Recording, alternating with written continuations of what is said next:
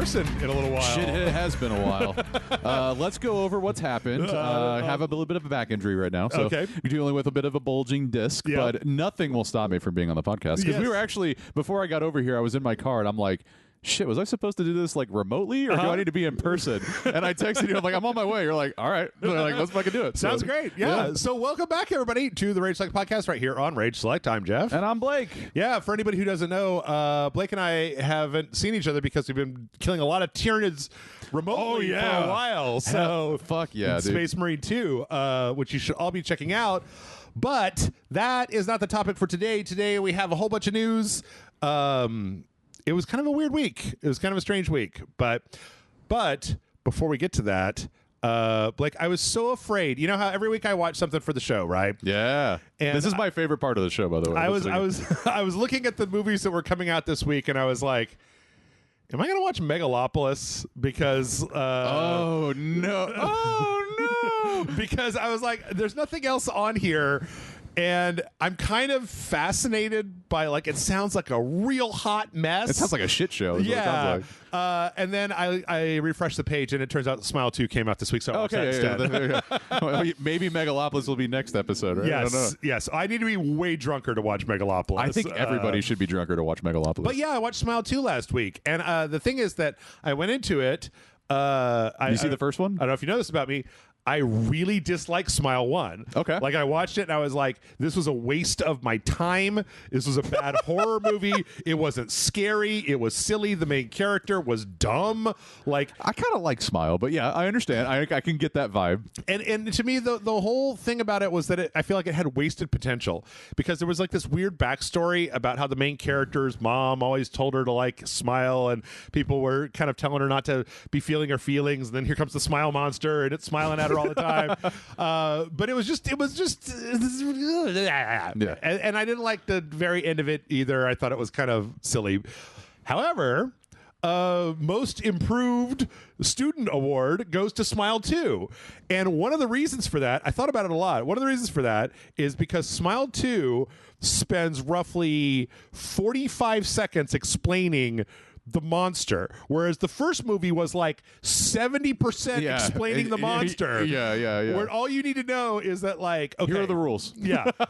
There's like 4 rules. It's like the person is infected with the smile demon. Person with the smile demon infection sees smiling people all around them and sees all kinds of fucked up shit. That person goes crazy, and then they smile and they kill themselves. And then whoever's looking at them when they kill themselves, they get the next person. Yep. Then number 5, if you brutally murder somebody in front of somebody that they care about while you have the smile demon, it'll jump you to the next person. They in the first one. It's like checkers, y'all. Like, you know, you put something in between, you can jump over it, and then you take that. Exactly, you know? exactly.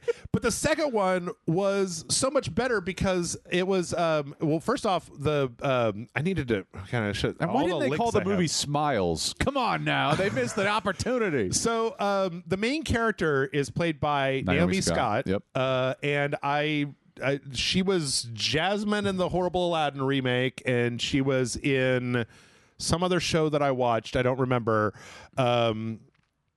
She was in that horrible Charlie's Angels, the one with Kristen Stewart. She was one of the Charlie's Angels in there. Did that come out during the pandemic? Yeah, I think so. Because it's like it literally like came out and then just died. She was also in Power Rangers. Okay. And but she was great. She plays like a Lady Gaga, Britney Spears kind of style pop diva who is getting like pushed by her like she was substance abuser, and she got in a car accident. She went through rehab, and now she's like trying to get back out in the world. And suddenly, you know, things start happening. But the thing is that, like, the smile demon stuff is great because she has a lot of power, so she can like be all fucked up, and people are like, oh, she's a fucked up pop diva with a substance abuse problem. It's normal. Oh, she's back on drugs. She's talking about people smiling at her all the time and going crazy. Damn. Like, you just got to give her fucking, you know, okay, well, she's stuck in her world, right? Yeah. Right. And so, like, it works a lot better. I think that the people that they got, like, one of the problems I had with the first movie was that people would smile, and they didn't put any kind of like special effects or anything on it. It was just some person smiling, and I was like, well, that if the music wasn't trying to tell me that this should something be was wrong, scary, then it would not be scary. It would not register. It would just be like, okay. It'd just be like, that's a weird smile you got there. Why are your eyes so angry when you're smiling at me? Did you notice before this movie, though, was there any marketing campaign as the first movie? Because that was the one thing that I remember specifically from Smile was the marketing campaign where they go to like a World Series game right before the movie came out, and you would just see somebody smiling the entire time, right? Like creepily. Oh, like the viral marketing stuff. Yes. No. That was my favorite part about Smile, actually. No, but I will say that like the trailer for this looked better, but I was real gun shy, and if anything else had come out last week, I wouldn't have watched it. Now I'm glad that nothing did, because again, even though it's the exact same writer director as the first one, it's like because they cut off all of that, like we have to convince you there's a smile demon. You could spend all this time with the character that then made me feel bad when bad stuff happened to the character. Like, oh shit, how is my girl gonna get out of this, smile demon problem that she finds herself in? That actually sounds very intriguing. I will check it out. I was gonna see Smile 2 anyway, but now I'm a little bit more excited about it because I actually didn't pay attention to whatever the fuck Smile 2 would have been. Because they didn't have. I mean, look, horror sequels these days, they don't really pan out, right? So every time that there's a good horror sequel, people are talking about it, which is good. It reminds me of, I never actually watched the first Ouija, Origin of Evil, but I watched the second one, and it was really good. It was a prequel, and it was like a lot better. And again, I feel like I need a horror movie to understand that I have to be interested in what happens to the character. If the characters are just like flat, then I don't give a shit what happens to them, and I kind of check out a little bit. There's certainly like different types of horror movies, but I think the ones that are most successful do that. Yeah.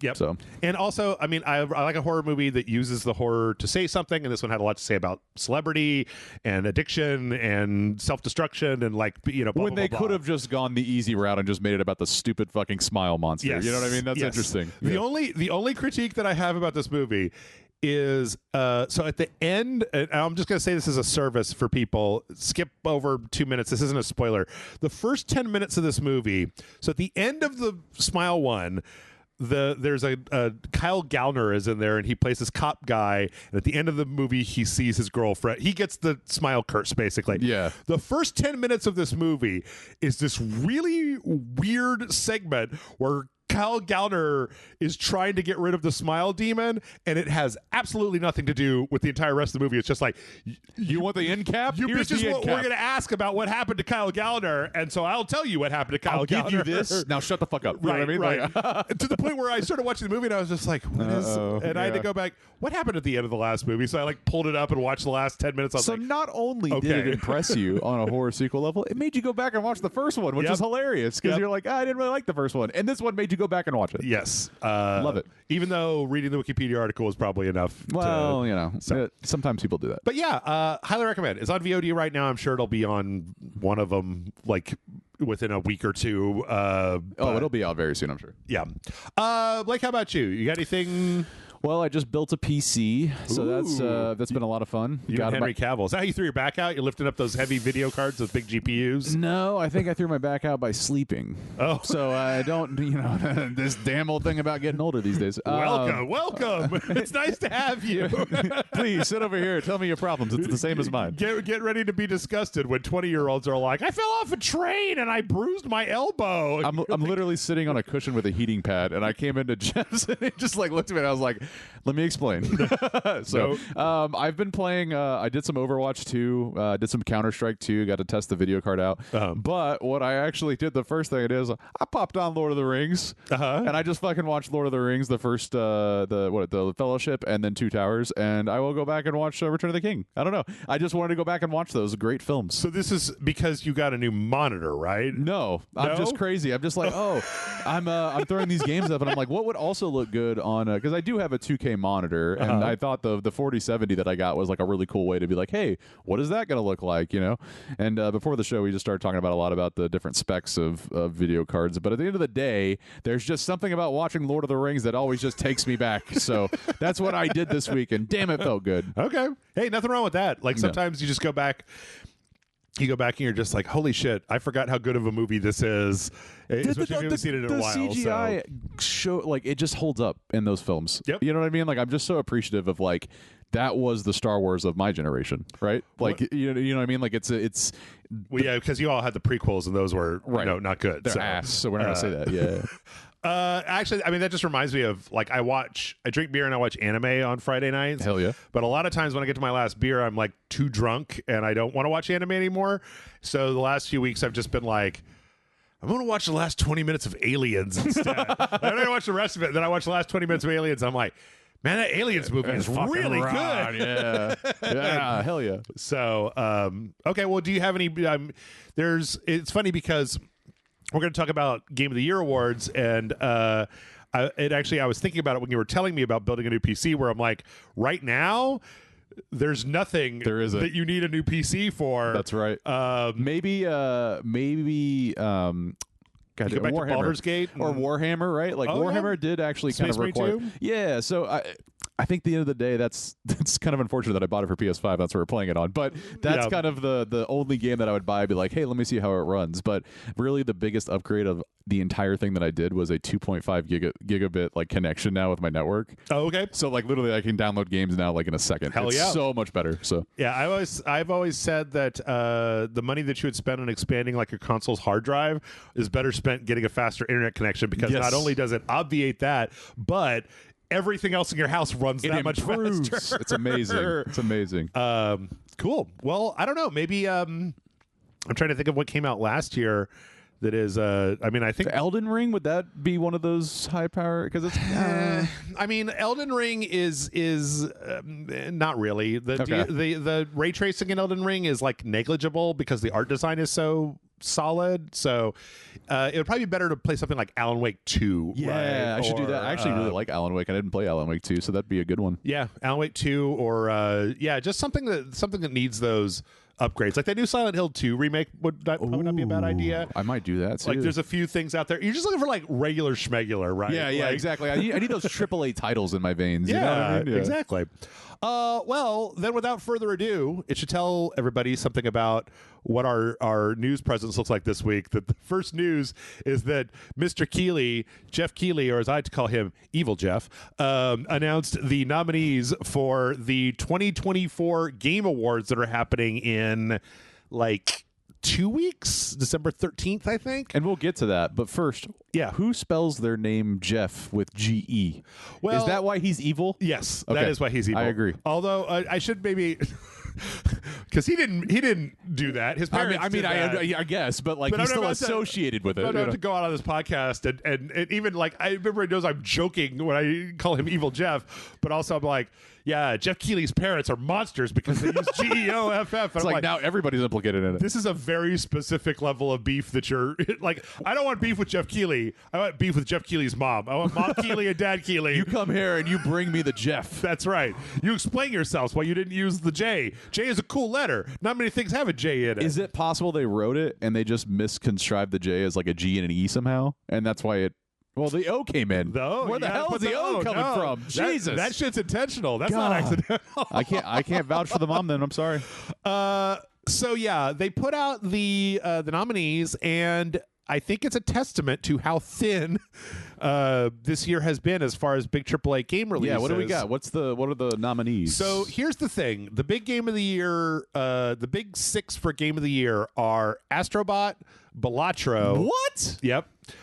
Black Myth Wukong, Elden Ring Shadow of the Erd Tree, Final Fantasy VII Rebirth, and Metaphor Refantasio.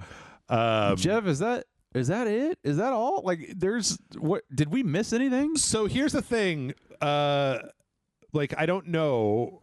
I went back to Metacritic, and I usually do this where I'll go to Metacritic and I'll sort by score and look at what for this year, right? No, is kind of the answer. We're like, this That's year, crazy. As I've said, this year is a weird year because last year, you remember how it was like AAA Central, right? Yep.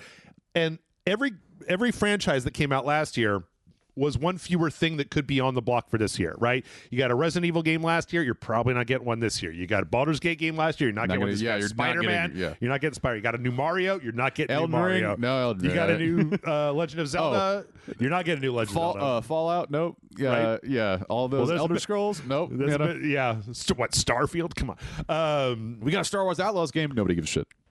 So yeah, we'll come back to that in a minute. But the thing is that then you start to look around and look at where other things are. So with best narrative, you've got Final Fantasy, Like a Dragon, that Infinite deserves Wealth. to be there. I think Like a Dragon is one of those game franchises that just do a lot with minimal, and they're always impressive. Well, Like a Dragon, I Like a Dragon, Infinite Wealth is the only one I haven't played because it's like 100 hours. It's like the size of an Atlas RPG, and I'm like, what the fuck?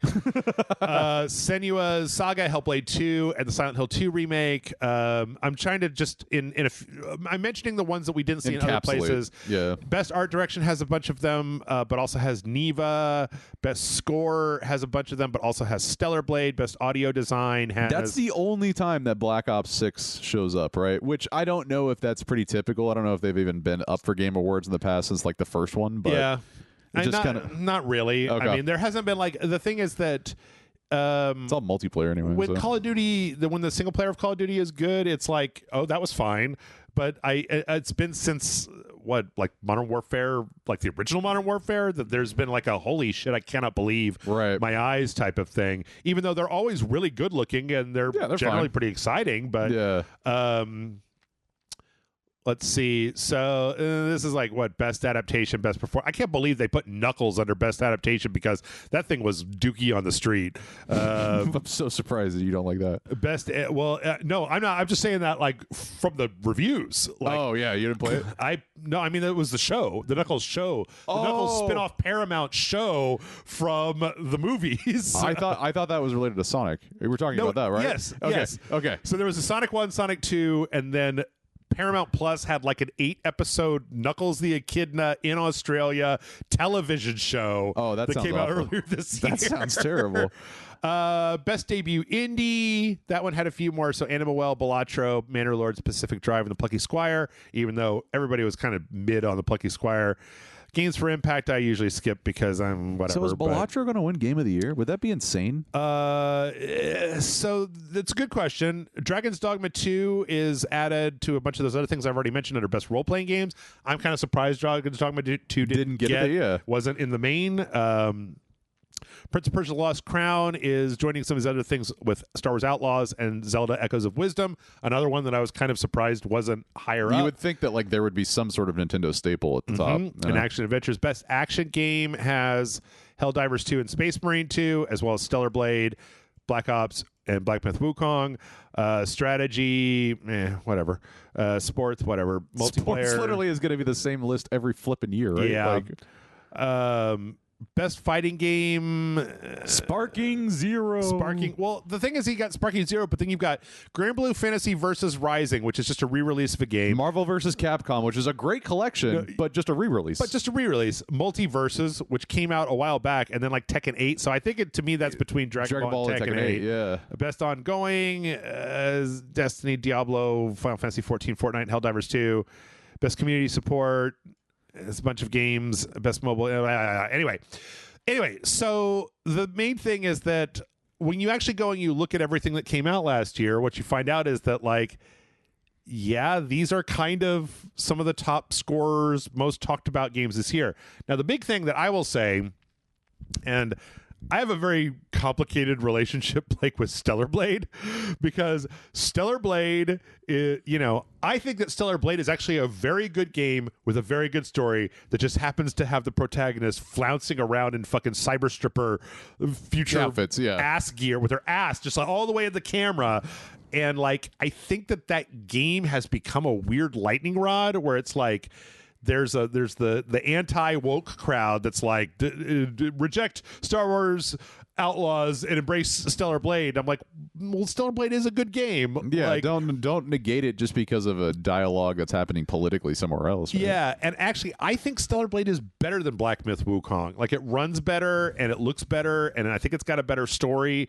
And Black Myth Wukong is like okay. Like everybody was like, it's fine. That was like if there was a quintessential flash in the pan this year for me, Black Myth Wukong was it. That game was talked about day one and then nothing. Yep. Like nobody followed up about it. Yep. I don't think it runs especially well. I don't think it looks especially like that much. Like it looked really interesting when it was first announced, but then I went to go play it. It was like, well, this is just like medium. Like I don't know.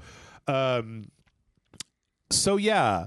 So that's kind of where we are. Balatro's going to win game of the fucking year. Oh my god. Balatro is great. I mean, like I'm not trying to take away from it, but we're in a game of the year. Like it's 2024, and we're gonna. I mean, it literally has a shot. Because I don't think that Final Fantasy Rebirth was any like I don't know. I think that won the year that the first one came out was 2021. So therefore, it shouldn't win again. Yeah. Well, now we'll get. Actually, Elden Ring is going to be let's just hard roll. to beat. Let's just roll right into it because the thing is that you say that, but then that argument has come up a lot for Elden Ring because that's the DLC for Elden Ring, right? And people are like, "Is the DLC for Elden Ring Game of the Year?" Well, apparently, the Game Awards like revised some of their because typically they don't put DLC in the running for Game of the Year, but they revised their FAQ and this year. Yes. When asked about remakes and remasters, the quote is, quote, "The Game Awards aims to recognize the best creative and technical work each year, irrespective of the format of that content's release. Expansion packs, new game seasons, DLCs, remakes, and remasters are eligible in all categories if the jury deems the new creative and technical work to be worthy of a nomination. Factors such as the newness of the content and its price/value should be taken into consideration." I think I would agree with that. I think if there is the content, if it flourishes and they do something to make that game come back alive, I think that should be treated just as equally as a game coming out to keep people interested. But so you would be in favor of going back in the DeLorean and putting Cyberpunk Phantom Liberty in the running for Game of the Year last year? Yeah. Yeah. I would think so because I honestly feel like I would not have played Cyberpunk had they not done all the work to then do Phantom of Liberty. I agree. But then that's interesting because it also sort of represents a weird shift because I think that as time has gone on, we've seen DLC and expansion packs become much bigger, much more expansive, and changing the base games in ways that were not previously. Usually it was just like, here you go. Here's a new level that you could put in the game. God, the Halo 2 days. Sorry. But like I was talking with Michael about he was playing Alan Wake 2, and Alan Wake 2's first set of DLCs were these 3 little what if stories. It was like, what if Rose, the waitress, was the hero, and then one of them was what if Jesse Faden from Control was in Alan Wake, and then one of them was what if Tim Breaker had his own story. And apparently those have been integrated into Alan Wake 2 where there's certain places where you'll turn on a TV and it'll start playing you into the DLC, and you could choose whether you want to just go play this side area. Thing. So, right, yeah. So I think that there has been a bit of an expansion. If anybody actually cares about like this, I would like to just say that my base for awards is award shows are meaningless. Yeah, the awards mean nothing. Yeah, the points just are made up. But like, let's be honest for me. when a companion DLC comes out, it's usually going to come out within the same year, right? So, in my opinion, because or most the time when I see that, because it's going to take something a long time to build up as a DLC like Elden Ring. Yep. That's not going to come out in the same year or even the next 2 years. So I even think it's worth it on the merit of how much does it add to the existing gameplay, and it can't have come out in the same year because otherwise you would have had 2 games nominated of the same, right? Yep. If Elden Ring had DLC come out like 8 months later, just to kind of keep people interested or whatever, it's still just going to be Elden Ring. Sure. You know? So I think that's kind of, you got to weigh that in too. Yep. I mean, it's the thing is that when you think about it, I personally don't think you should have DLC in the main category. I think you should have a DLC category, like best DLC, because DLC that would also be so fair. expansive. I feel like, yeah, you could probably put it in that category and go, okay, this group of DLCs can be matched equally across, but then it's kind of two flavors of the same. But then I also don't think that you should put remakes in the main category either, unless they're like fully reimagined. Like Silent Hill 2 is just Silent Hill 2. Like what? Like if we are evaluating, the name of the thing is Game of the Year 2024. Silent Hill 2 is not Game of the Year 2024. Yeah, it's Game of the Year like 1998 or whenever. So then it you'd came have to out. make a best remasters category, like you were Right. Yeah. Because it's like if you take a beloved game that's already been lauded for 20 years, You're and cheaping remake out. it, Yeah. right. Like, You're gonna get applauded for going, "Hey, you did the same idea again. Congratulations!" yeah, and in a lot of cases, like with Silent Hill 2, the story was barely changed. Like they added some stuff to the levels and some quality of life stuff. Because I'm drawing a blank. Give me an example of a game that came out that was the same game but completely changed, like the foundation of it. Alone in the Dark. This year there was Alone in the Dark. It was a reboot of the franchise, and David Harbour and Jodie Comer in it. It was completely different, and that could be in Game of the Year in terms of like if it had its merits or whatever, like that would be fair. Okay. Yeah, it was not good enough to be in there, obviously. Of course, yeah. But like last year, they put the Resident Evil 4 remake as one of the Game of the Year contestants, and it was like, well, it's like, how different really was it? I don't know. RE4, the like world-renowned best one in the almost franchise, probably one of the games of all time. Yeah, like it's like if GoldenEye somehow just ended up back on there, you're like, what the fuck?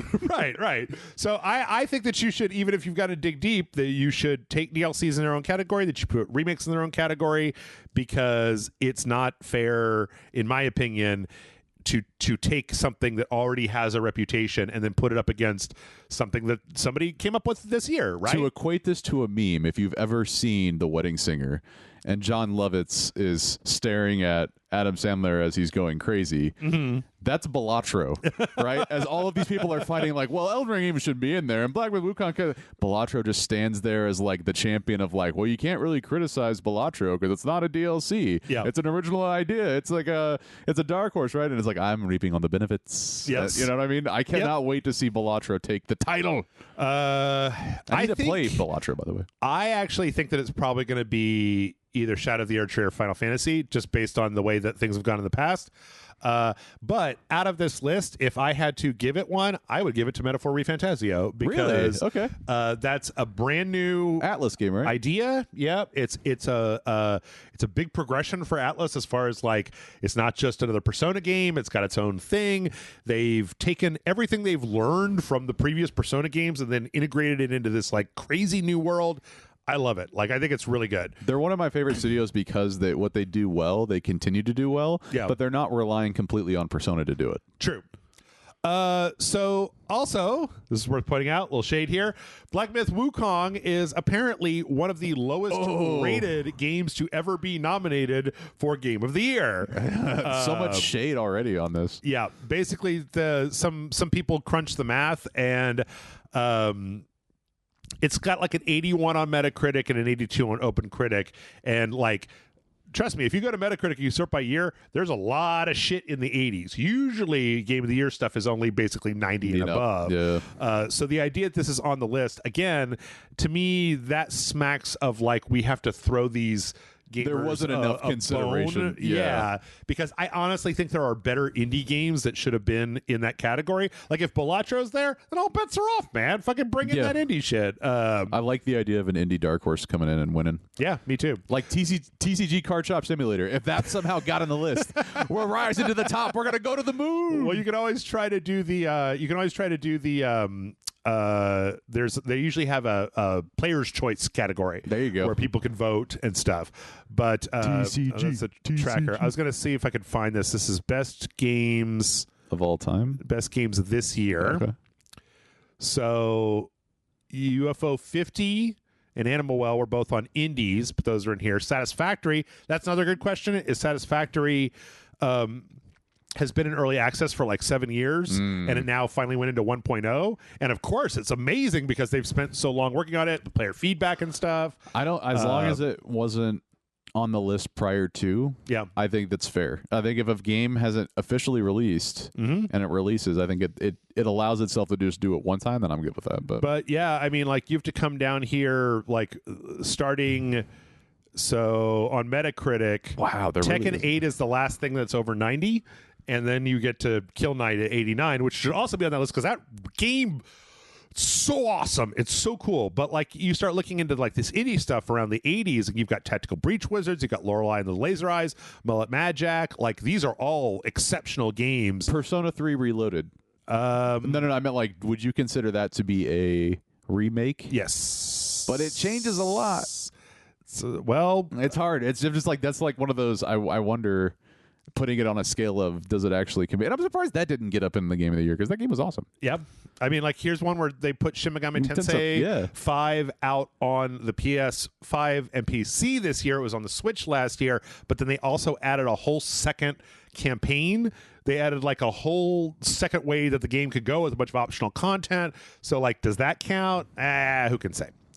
Anyway, I really do think that there are plenty of things on here that were sub 90 that probably deserve to be on there more than Black Myth Wukong, but that's because I thought Black Myth Wukong was mid. Come at me. I do not care. Is there like Wukong fans out there? Like, Wukong ain't nothing to fuck with? Like... Yes. It's because it's got this weird fucking, it's one of those anti-woke things of just like, we don't like the woke. We play Black Myth Wukong. And it's like, fucking Wukong. Yeah. Strangely enough, another strange thing about these nominees was that you have a title that's called Best Ongoing Game that a lot of times is live service games, but Baldur's Gate 3 is on that list because they have had significant like game-changing updates all year this year. Like the support on that game has been incredible. Like, they added in 8 new endings to the game. Do you know how you can equate that and quantify that? Yeah. You can go to the stats and you can see there are more people playing Baldur's Gate 3 than there was in terms of consistent daily users than there was at release. Yes. It's literally gone up, and that's a lot because of mods. That was my segue story. I'm so sorry. No, it's all right. So sorry. That's all right. But I just think it's interesting that Baldur's Gate 3 swept so many awards last year, and it's back on the list well this year. Deserved. So there you go. But yes, you are correct. Baldur's Gate 3, especially with the addition of official mod support, because last year, like when I did last year, I did some heavily modded videos with Jason, and they were all through these hacked mods. But now there's official mod support. I think the consoles even have mod support, and so that has actually made the game more popular. Well, if you surface level dig into this, is this because at the time of release it was only PC users, so you didn't have the PS5 peeps, right? Because it's on PS5, correct? No, it launched last year on PS5 and Series X. Right, but that's why there's more players now because of those environments as well. Because of release, it was just PC, right? No, this is over 2023. So they were all out in 2023. Gotcha. So there's even more now, and a lot of it, I think, it's just due to the fact that there is mod support. Also, that you've got the game has been smoothed out. You know the crazy thing about Baldur's Gate 3? I've never seen it on sale. Yeah, I haven't really been $70, and I know that Chris really wants to play it. I'd play it. I'd pay that twice. It is. I know that the economy and all that shit about inflation, it's bullshit. I know, but if there is any game that, as of right now, that is worth $70, it's Armored Core 6. Two games. Two games. No, you're right. Like if you want a game that you can just play forever, Baldur's Gate 3 is fucking that game. Yep. Like, you could play that game over and over again. You can play it with your friends. You can play it with yourself. You can mod it. You can just do all types of shit. You can do anything you want. Like, they're already working on modding in entire new areas into the game. And that's incredible. Oh my god. An Act 4? Can you imagine? An Act 4? No. I barely got to the end of Act 3 and I was like, fuck you, Gale.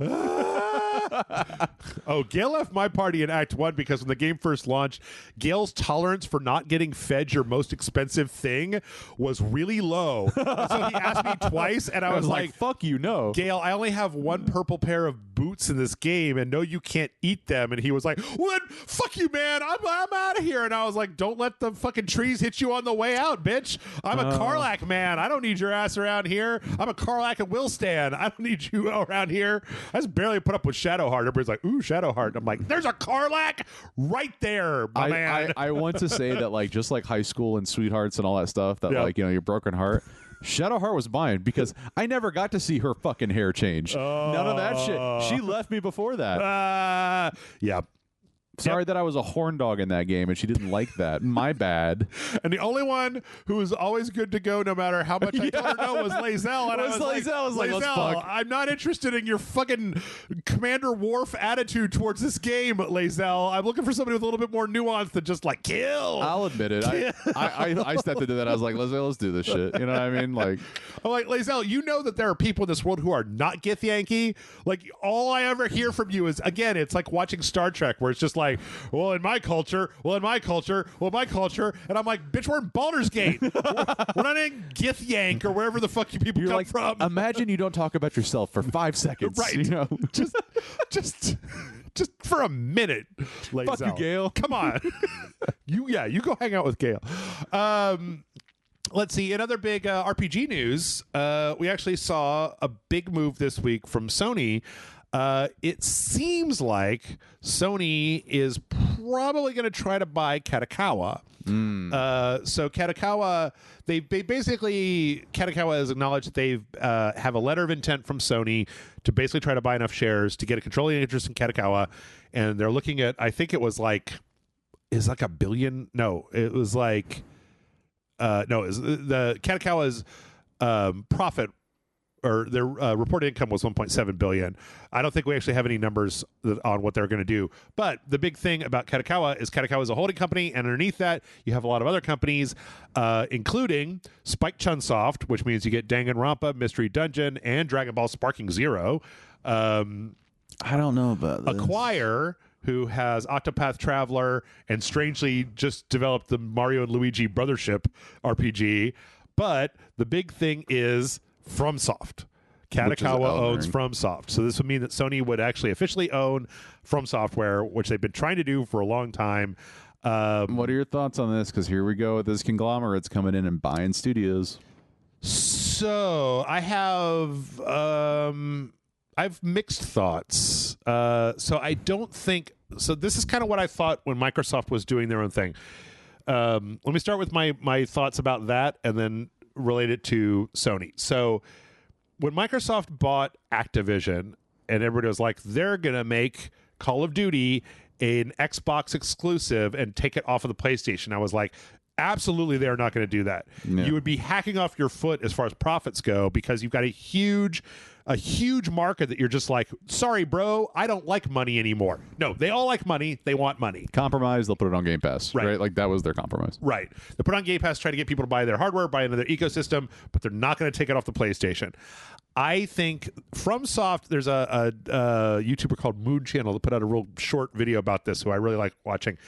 FromSoft's income on their releases is like most of Katakawa's profit. Like they do a lot of anime as well. They have that's other people, but like Katakawa I think owns I think they did like Delicious in Dungeon or whatever, but like those anime is they have content channels of revenue. Yeah, right. Yes, it's not just games. They have a bunch of other stuff, but like anime is a huge cost and then small return because the amount of money they're working overtime. You're paying a lot of salary. You're having to spend time doing in the print, all that shit. Yeah. Yes. So I don't think that Sony would buy Katakawa and then take the Spike Chunsoft games and the FromSoft games out of other ecosystems because that would then, like, if you took Elden Ring 2, which is not a thing, but if you took Elden Ring 2, so Elden Ring 2 is a PlayStation 5 exclusive, you would be cutting off half the profits that you made. Could you do it in a way where you would say it's a PlayStation 5 and PC exclusive? Sure. Because then you would somehow just negate the Xbox Series users, right? Well, okay, so if you're talking about exclusivity deals, so there's a flip side to this that doesn't apply to the Microsoft acquisition, and that is that a lot of those games aren't on the Xbox. Right. And the thing is that what I don't know about FromSoft is if their sales of Xbox across like all categories are like 10%. Marginal. Yeah. Well, then yeah, man, take it off the Xbox. Like put it on the PC, put it on the PlayStation, maybe some Switch games here Call and there. It a day. Yep. But because Microsoft has not been aggressive about pushing into this market. Like there are a lot of Spike Chunsoft games that don't come out on the Xbox because they don't have marketing deals with Japanese companies, whereas Sony is a Japanese company. So it's hard to say. As far as the like quotey fingers console wars goes, this is a great proposition because FromSoft is they're like a content. They are very well thought of. They're a great crown jewel for Sony. They have a lot of games that make a lot of money, kind of in spite of their reputation. Like Elden Ring comes out, and I like the number of people that I know that bought Elden Ring, and then they're like, and then I didn't finish playing it, and I'm like, what? I played it like 6 times. How could you stop? How could you get? How did you get to Kayla and go like, that's enough? Well, I'm done. It's kind of calling me out a little bit because I kind of did that. I was playing a little bit, then I was like, put it down. I think it was more so of those games have a certain element of like a mantra that you have to be in as a gamer to know, keep going, keep going, keep going. I just get frustrated. I'm like, all right. You know what I mean? I'm like, that's it. Yeah. I totally get it. But the thing is that it sold very well. Oh, yeah. So, it's very successful. It definitely was not only being bought by the Souls fans, right? Like, everybody was buying it. It kept getting more and more expansive. So as far as that's concerned, I think it's a good thing. I also think there's Microsoft spent $69 billion on Activision Blizzard King, and they got a lot of really high profile, like well-performing stuff out of that. But like, this is a really smart buy because you're not going to be spending $69 billion on Katakawa, and what you're going to be getting back from that is going to be like a long-term investment. Also, we might if Sony buys Katakawa, we might be finally looking at Bloodborne on the PC. Oh, there you go. Yeah. So, the ever or remaster or something like. Yes. So, I don't know. Do you have any thoughts about this? Like, I'm a little more plugged into this. I thought about this story. I thought about you when I heard this story because I was like, I wonder if this would be good for because. Normally, if you want to see more Elden Ring, Sony's going to pump out another Elden Ring, right? Because that's what they're going to.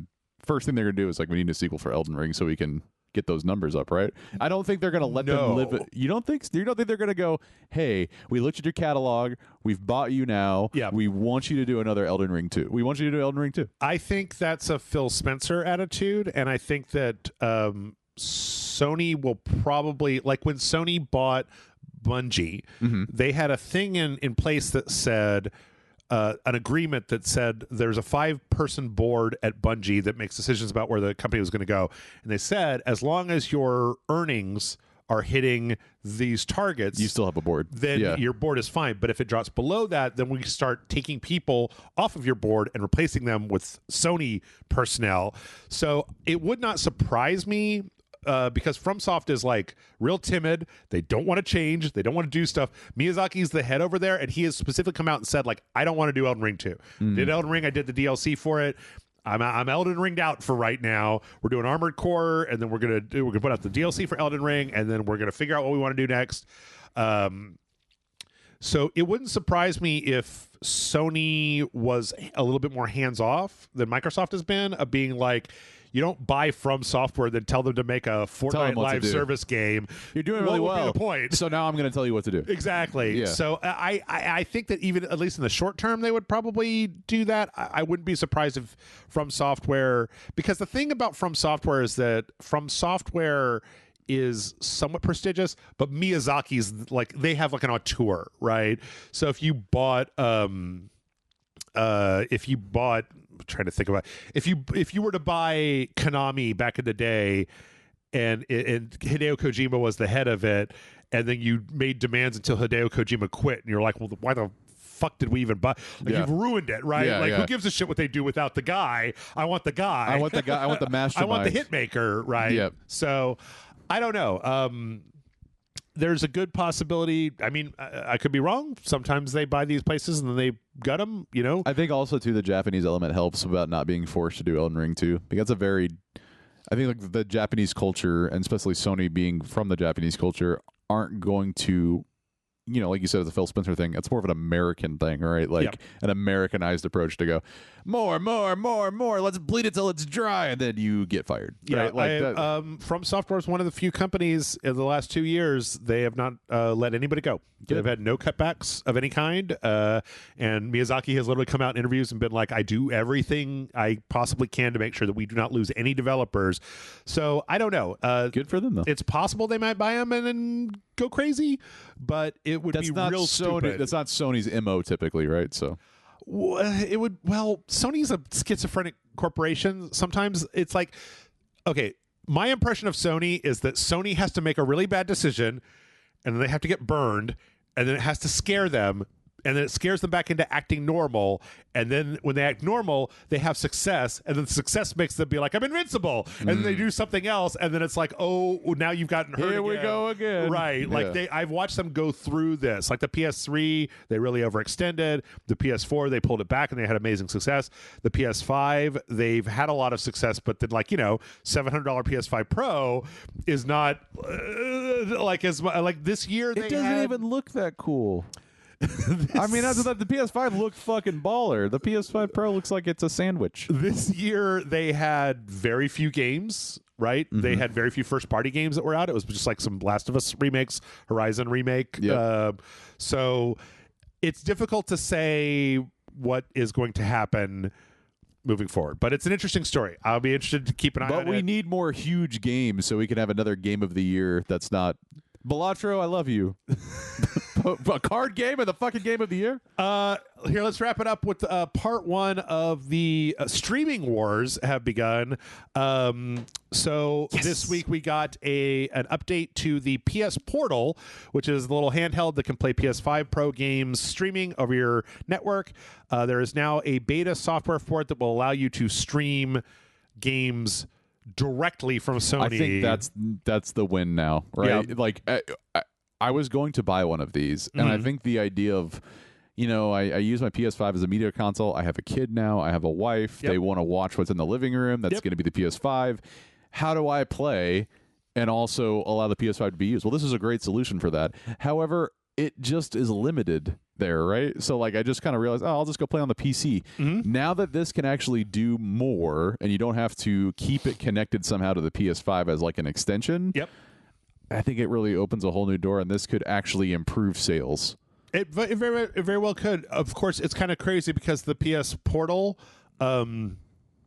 sold out immediately, keeps selling out. You can't get them. Everybody's like, well, I got this piece of shit. Do you want it? Everybody's like, give it to me, give it to me, give it to me, give it to me. They were so surprised when this came out how well it did. Yeah. And I think that shows you how, I have a Steam Deck, I have a Switch, and I use them. The Switch not so much anymore because I have the Steam Deck, but I like my handheld gaming consoles. I think that they are so needed in this world of travel and instantaneous that you're not always going to be able to sit down in front of a giant screen, right? So I'm really excited to see where this goes. I don't know if there's coming up a story about the Xbox and those last week or whatever, but they're talking about getting back into the handheld market. They are. Maybe in the next few years. We'll get there. Quit reading ahead. I'm so sorry. Quit reading ahead of the books. I'm just excited.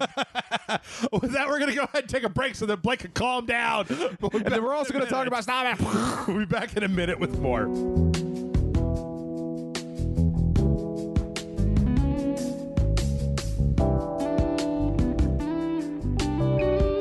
And we're back.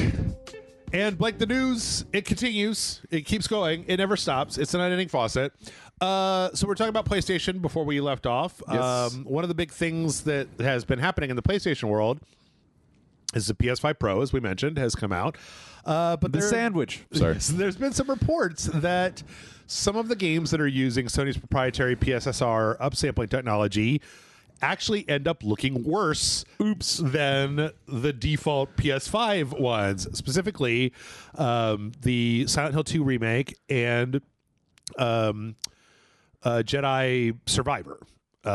So Bloober Team came out with a statement last week basically saying that they're looking at it and that they're going to be issuing a fix soon. The nice thing about this stuff is that because it is like a software thing, you can fix it. Yeah. You just need to pull back a little bit and do some experimentation with settings. But if the console wars were still a thing, this would be like, oh, PS5 Pro sucks. Yep. Everybody knows now. It's just everybody and every game that releases or every hardware that releases has bugs and glitches. This is all this is, and it will be completely resolved in like what, probably a week. Probably, yeah. If not shorter. Yeah. So yeah, Bloober Team is working on it. As far as EA goes, with Jedi Survivor, they have said that they are looking into it, but they have not like promised. Like Bloober Team is like, we're going to fix this. EA has not specifically said we're going to fix Fuck this. you, EA, you piece of shit. But I wish they would, because Jedi Survivor has been a shit show on all platforms from the day that it launched, and I was kind of interested in it, but I'm waiting for it to be fucking finished before I want it to be nominated for best ongoing service game. I was like, holy shit! Like Jedi Survivor came out a while ago, right? It was like 2 years, I think. Yeah. So and now the Star Wars Outlaws is out too, and that's kind of what happened to good Star Wars games anyway. That's a very good question. What happened to good Star Wars movies? Actually, I have a better question than that.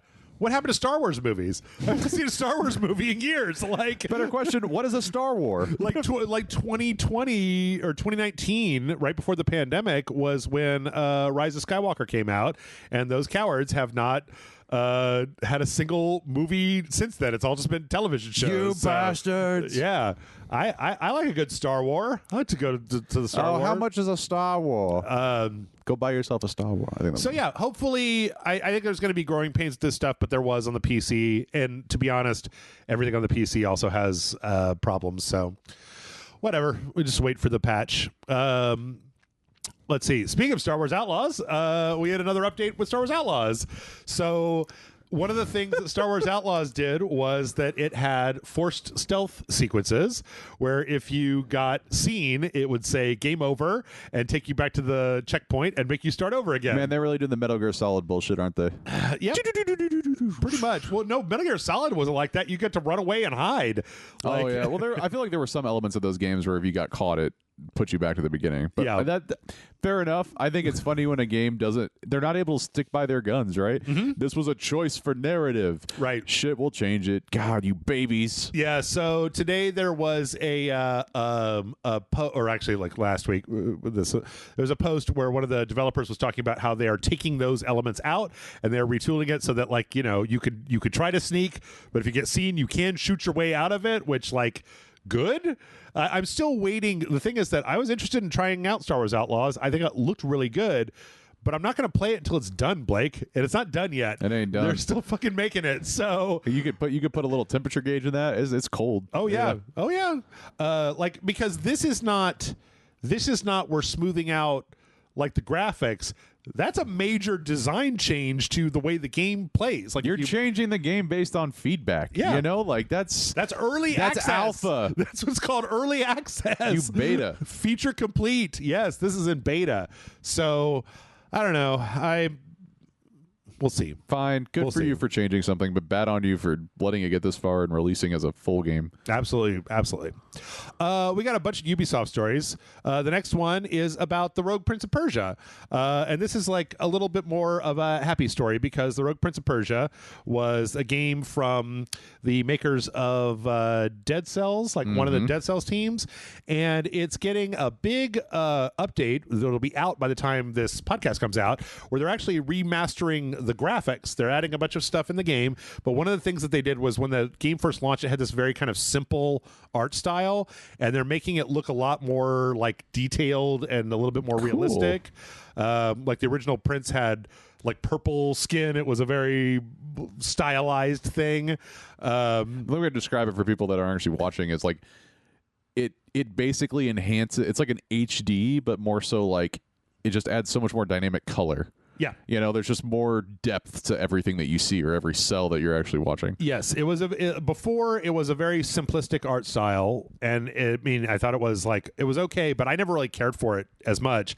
And then what they're adding in is basically a lot of foreground detail. Yeah, that's beautiful. A lot of like character detail, a lot more like kind of animation and stuff, but with the same style of gameplay, which I think is good. And I think it's good that Evil Empire has the funding to do this because I know that this game probably didn't sell the way that Ubisoft wanted it to. I completely forgot this even was a thing until you brought up this, and I'm like, I should go play this. Like, yeah.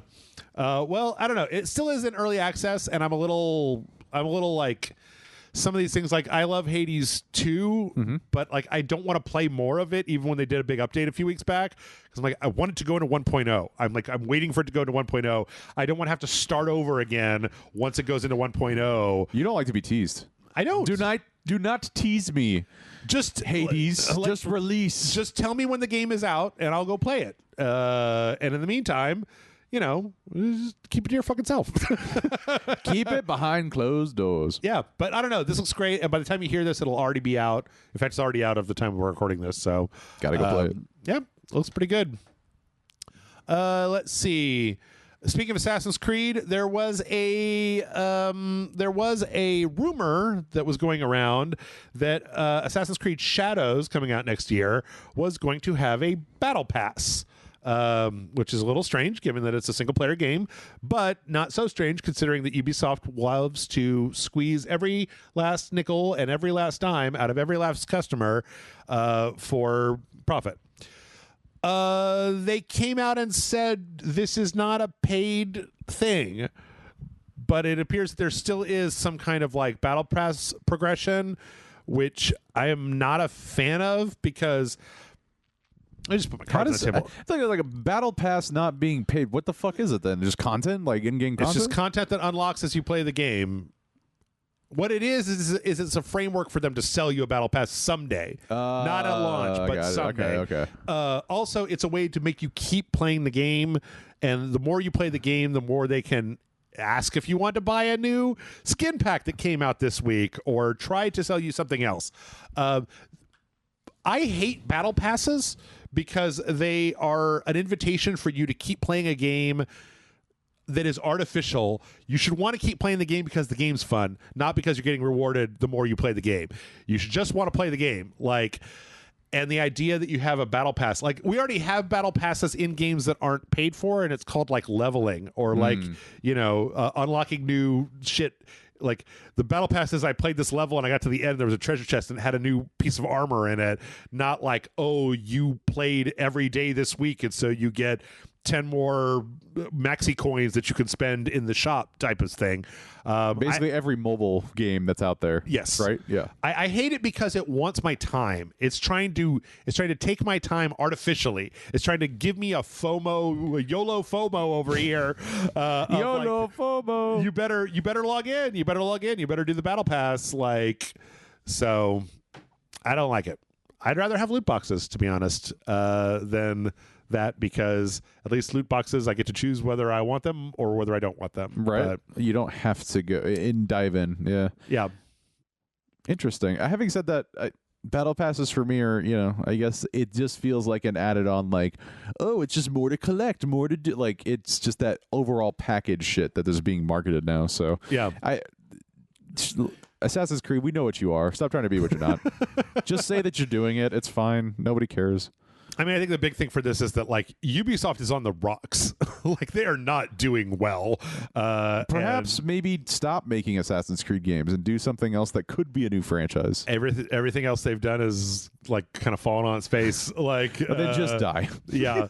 Then just be like, here, we were a thing, and now we are just Assassin's Creed, the video game maker, which is what they're doing. Yep. Rainbow Six Siege, they put that out. Well, hey, Ubisoft may not be able to make good new games, but there are some older games in their catalog that are pretty good. And one of those was the Assassin's Creed Syndicate.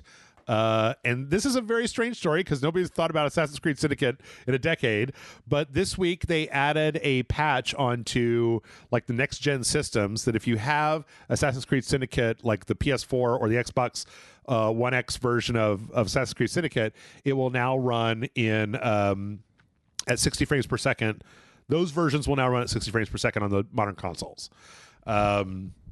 which is not like everything from that era should run at 60 frames per second on consoles. It's crazy. I played this game when it came out, from front to back, and I don't even know if this would be like, okay, like I'm not going to go back and play this game because it's in 60 frames per second. Yeah. Like I don't see the appeal here to invest. Did they invest any money to then do this? Like, who was asking for this? Probably not. That's probably why this happened, was because it was like, hey, Bob, can you get Assassin's Creed Syndicate to run at 60 frames per second on those modern consoles? He's like, Yeah, give me like 2 hours. And they're like, okay, put it on the store. Go for it. Slap a thing on it that says now in 60 frames per second and put it on the store. But what are they doing? Like, okay.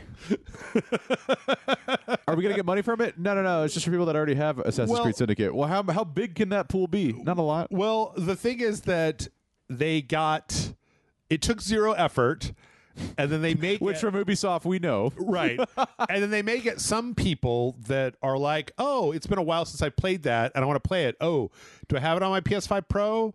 No, it doesn't have a disc drive. I'm going to go to the store and buy it. What is it, like on sale for $20? Yeah, okay, sure. Take my $20. I want to play it. A game I remember. Like it's a very low buy-in in order to get like potentially some pennies, some free pennies. That's basically like the guy that rings the bell outside of a store with the Christmas gear. Trying to just get those little. That's basically the marketing campaign for that. It's just like, man, I don't know. Put some time and effort towards something else. Time and effort are not something that Ubisoft has the money for. That's true. Now you're getting it. Yeah. But anyway, I just thought I'd put it out there because I actually did think this was a fun entry in the series. It was, yeah. The steampunk London stuff. You had nice tall buildings to climb. I like the brother and sister combo. I like the fact that the brother has like the top hat, and then when he goes into stealth, he like takes it off and puts up the hood type of thing. Like I always like it when the assassins in Assassin's Creed are not wearing a hoodie.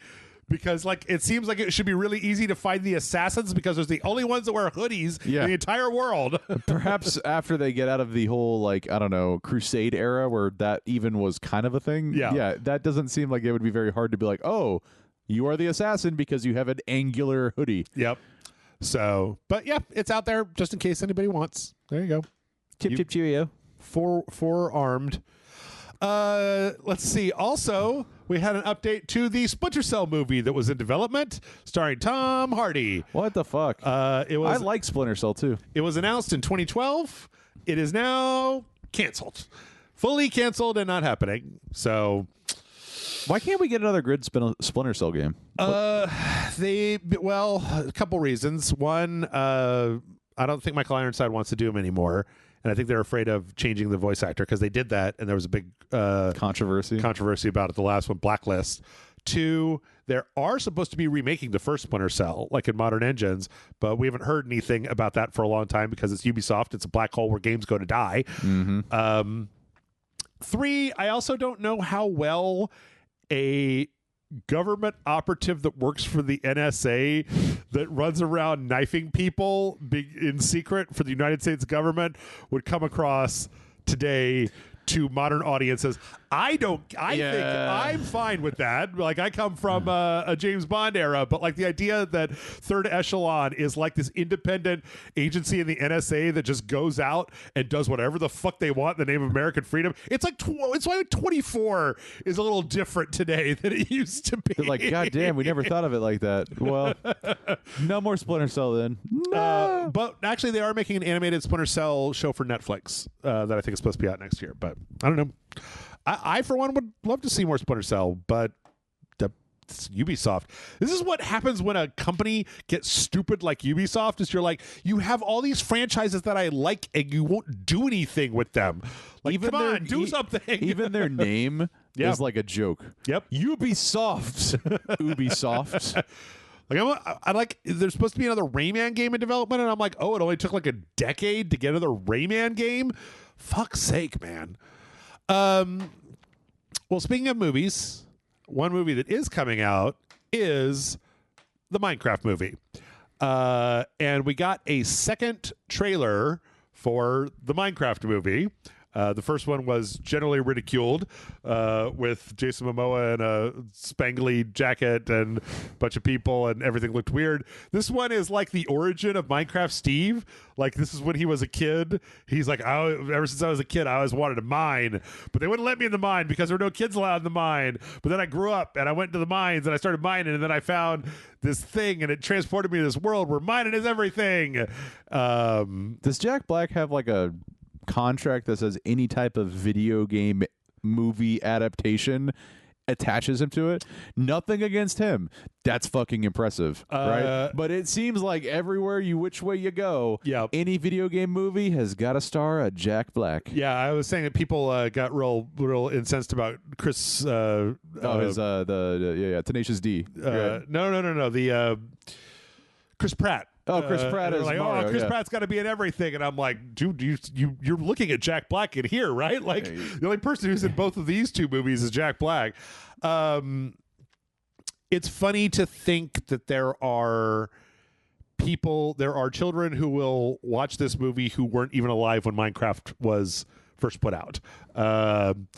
This looks a lot more like what I think people want, where it's got a very clear, like, they're going to go to this world and Minecraft Steve is the guy and he's making stuff, and then they're going to have the piglins attack, and then they're going to build stuff. And it really does a good job of going, how would you make Minecraft look in a movie?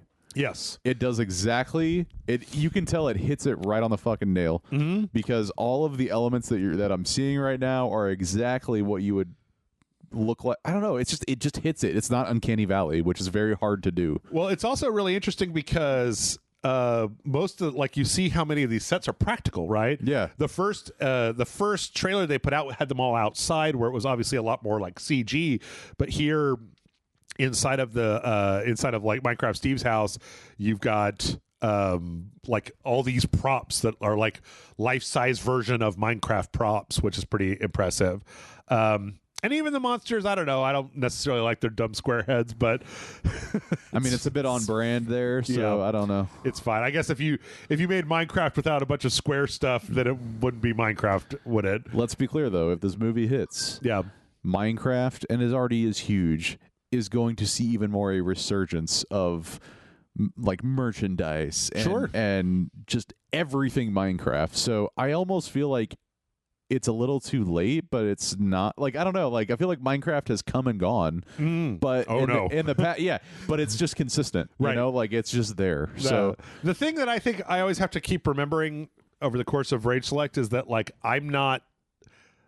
people have very different tastes than I do. Yes. And there's some people that grew up with Minecraft now that love Minecraft. There's like Minecraft only YouTubers and stuff. There's people that just build stuff in Minecraft. There's people that just Minecraft's the only game that they can play or want to play because it's not competitive. It's just a different type. Yeah. Also, I mean, hey, big props to Minecraft in that, like, Minecraft the game is fully it's an E for everyone game. Everyone can play it, and there's kind of a little something in there that just about anybody could enjoy. You didn't take out any market. It's basically for everyone. Yes. I mean, the E for everyone literally is legitimate here. It's anybody can play this game, and it's not a I would be fine with, like, my toddler playing this game. You know what I mean? Like, it's there's nothing wrong. I actually think it's a good game for kids because when you start building stuff, you have to learn, like, math. Yeah, you're putting things together. And then if you go into the whole, like, I want to build a stadium, you got to graph it out, right? Like, it takes a lot of thought. And then you get the redstone, and then it all goes downhill from there.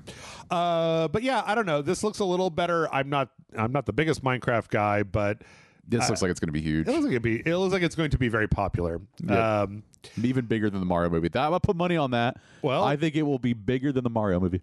I don't know, because the other thing that we got news of last week is that they are they're developing Minecraft theme park attractions. Yep. This is not a full Minecraft theme park, but basically it's a company in the UK called Merlin Entertainments that announced the completion of a $110 million deal with Mojang to open basically Minecraft themed stuff inside of a number of theme parks. So I would think more like imagine in Universal Studios where they'll have like a themed specific thing as opposed to Mario Land. If you were to think like it's like a pop-up within a theme park, right? Almost, or there'd be like a little corner of Minecraft, like if you ever go to Disney World, there'll be like a little Roger Rabbit section, like a little chunk, or like a little Looney Tunes chunk. It's like one ride and some mascots and a little merch store and like a place to buy it's kind food. Of the Simpsons in the Universal Studios area. It's kind of like that. There's one specific ride. There's one area where you can kind of look at the actual set or like Moe's Tavern or whatever. Yeah. And that's it. It's not a Harry Potter thing where it's like an entire day. It's like, oh, this is like 2 hours of your time. Even though I wouldn't be surprised if the movie makes the amount of money that the Mario movie makes, which was $1 billion. I honestly feel like, though, like in terms of competition, you put it together. Yeah. I feel like Minecraft can reach more people for some reason. I think they should just start opening Minecraft attractions in actual mines and take the kids down there and give them pickaxes, get them to get some redstone for you. I think the coal miners had something called black lung that they worried about. I don't see that in Minecraft happening. Give them a piglin head with a gas mask in it and send them on down there. Funny side story for like 2 seconds. My great-great-grandfather, actually, it was probably just my great-grandfather, actually. He was in Illinois, and he was a coal miner. Yeah. And he would pretty much not see the light of day. Yeah. Ever. Because he went in when it was dark and he came out when it was dark. But by a hole, Jeff, you know what he would eat as a snack for like fucking lunch that he would take down in the mines every day? Coal? No, fucking Little Debbie snack cakes, cosmic brownies. Okay. Fucking insane. And my mom was like, that's why you like Little Debbie snack cakes, because your fucking great-grandfather took him down to the coal mines. And I was like, well, I'm taking him to work, which is at my desk at my house. So. Like, I know, I love the stars. I love the cosmic brownies. I love the cosmic part of the brownie. Are you sure you're not like the scion of a vampire? Are you No, sure I'm that pretty sure Grandpa wasn't not. just like a vampire? I'm sure if like instead of like a diary of a wimpy kid, I'm just diary of a fat kid. Do you think your grandpa's going to show up at some point just like, Blake, I've been watching you for so long. Now I'm from Transylvania. I'm going to eat my cosmic brownies. Yeah. But the Minecraft movie. Yeah. Well, in other Minecraft is owned by Microsoft. In other Microsoft news, we had another big fucked up launch. So Microsoft Flight Simulator launched on Steam. Which, by the way, Microsoft Flight Simulator, one of the coolest fucking games that I just love the idea of like pilots play that game. Yep. People train on that game. If you really want to learn how to fly. If you want to test out your new video card, you get Xbox Game Pass and then install Microsoft Flight Simulator. I had the Xbox Game Pass. There you go. But Microsoft or Game Pass, Flight Simulator launched on Steam last week, and what did they do? Okay, so Flight Simulator has this dumb online integration where, like, in order to do stuff in the game, it has to authenticate with Microsoft servers. And the company that did the port to the PC to Steam said they tested it. Their servers with a load of 200,000 simultaneous people trying to access the servers at the same time. They launched and, quote, significantly more than that, tried to hammer their servers. So what this meant was that people could not start the game, even though it was installed, because it had to log in first, even though it's not really an online game. And so you had people that were sitting on a loading screen for like 2 hours without getting in. Hey, I've done that with Helldivers. Yeah.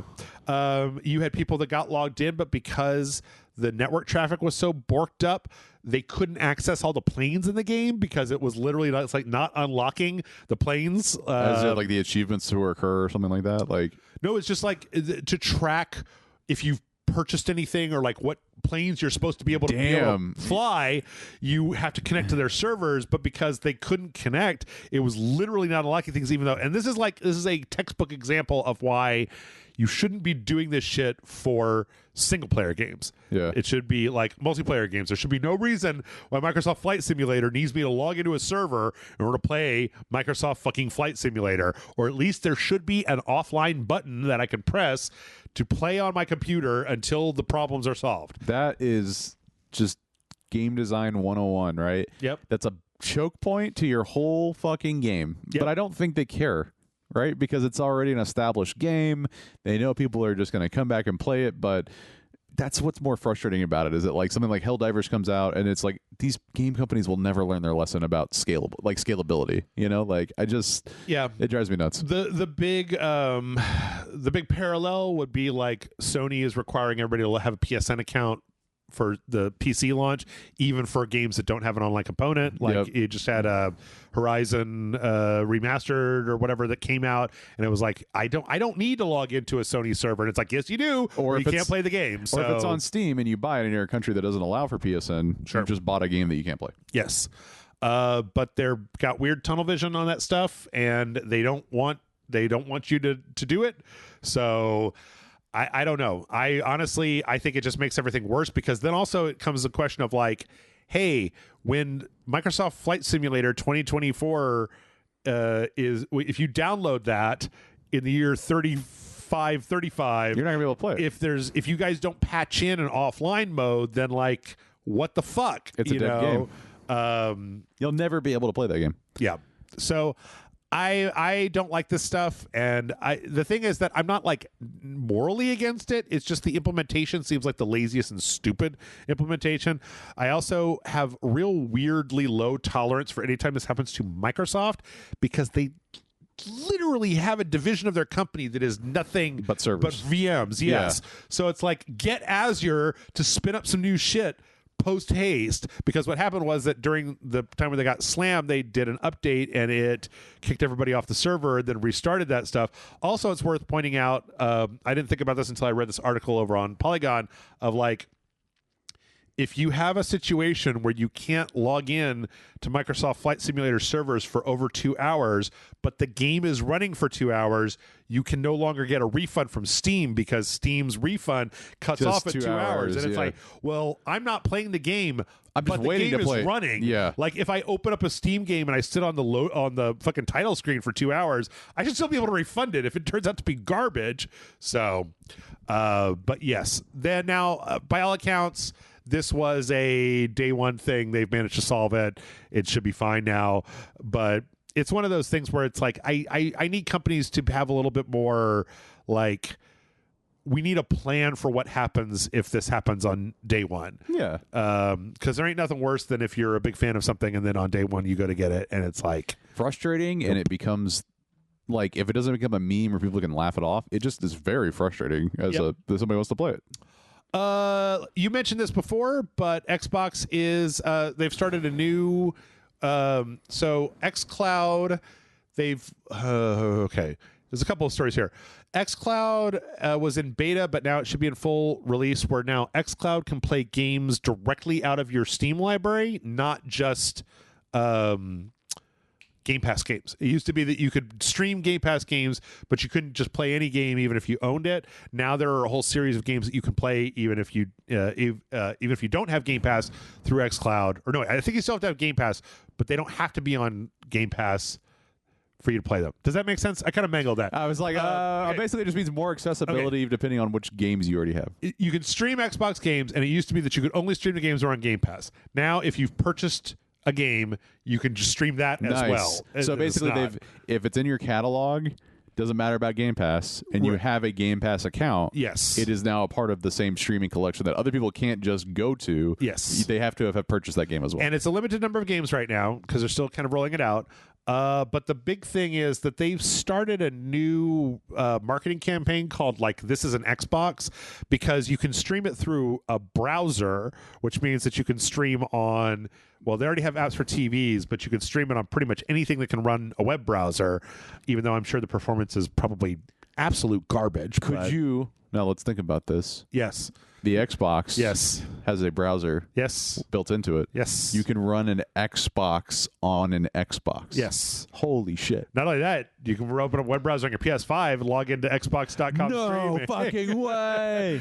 I don't know if you get the full controller support, but yes. So that's hilarious, honestly. Microsoft is expanding this whole process. Again, like, this is part 2 of the new streaming wars, the new game streaming wars, as opposed to the movie streaming wars. So, that's happening. Now, as far as whether Xbox is going to have a pro version, apparently not. If Phil Spencer has anything to say about it, because there was a little bit of shade being thrown last week about being asked, hey, are you guys going to do a console mid-generation refresh like PlayStation did?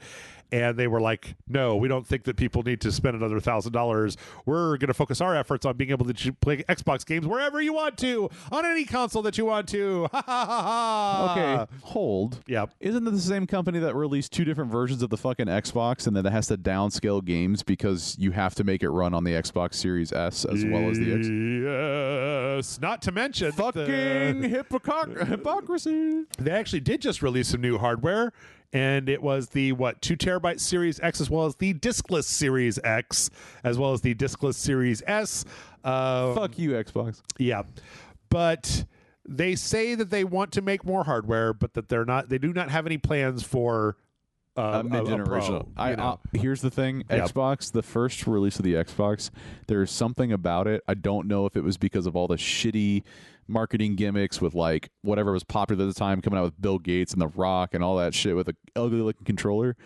God, it felt so good to have an Xbox back then. Yeah. I don't even own an Xbox anymore, and I'm just like, fuck it. The OG Xbox? The OG Xbox. I fucking love that. I fucking love the OG Xbox.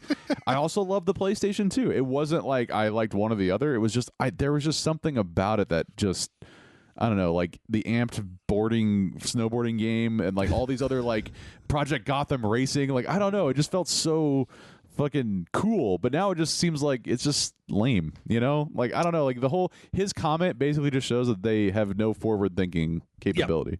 Yeah. Well, what is the quote here? We don't need to do incremental hardware for our own benefit. And as somebody who spent most of last week playing Stalker 2 on Xbox Series X, yes, you do. Yes, you do.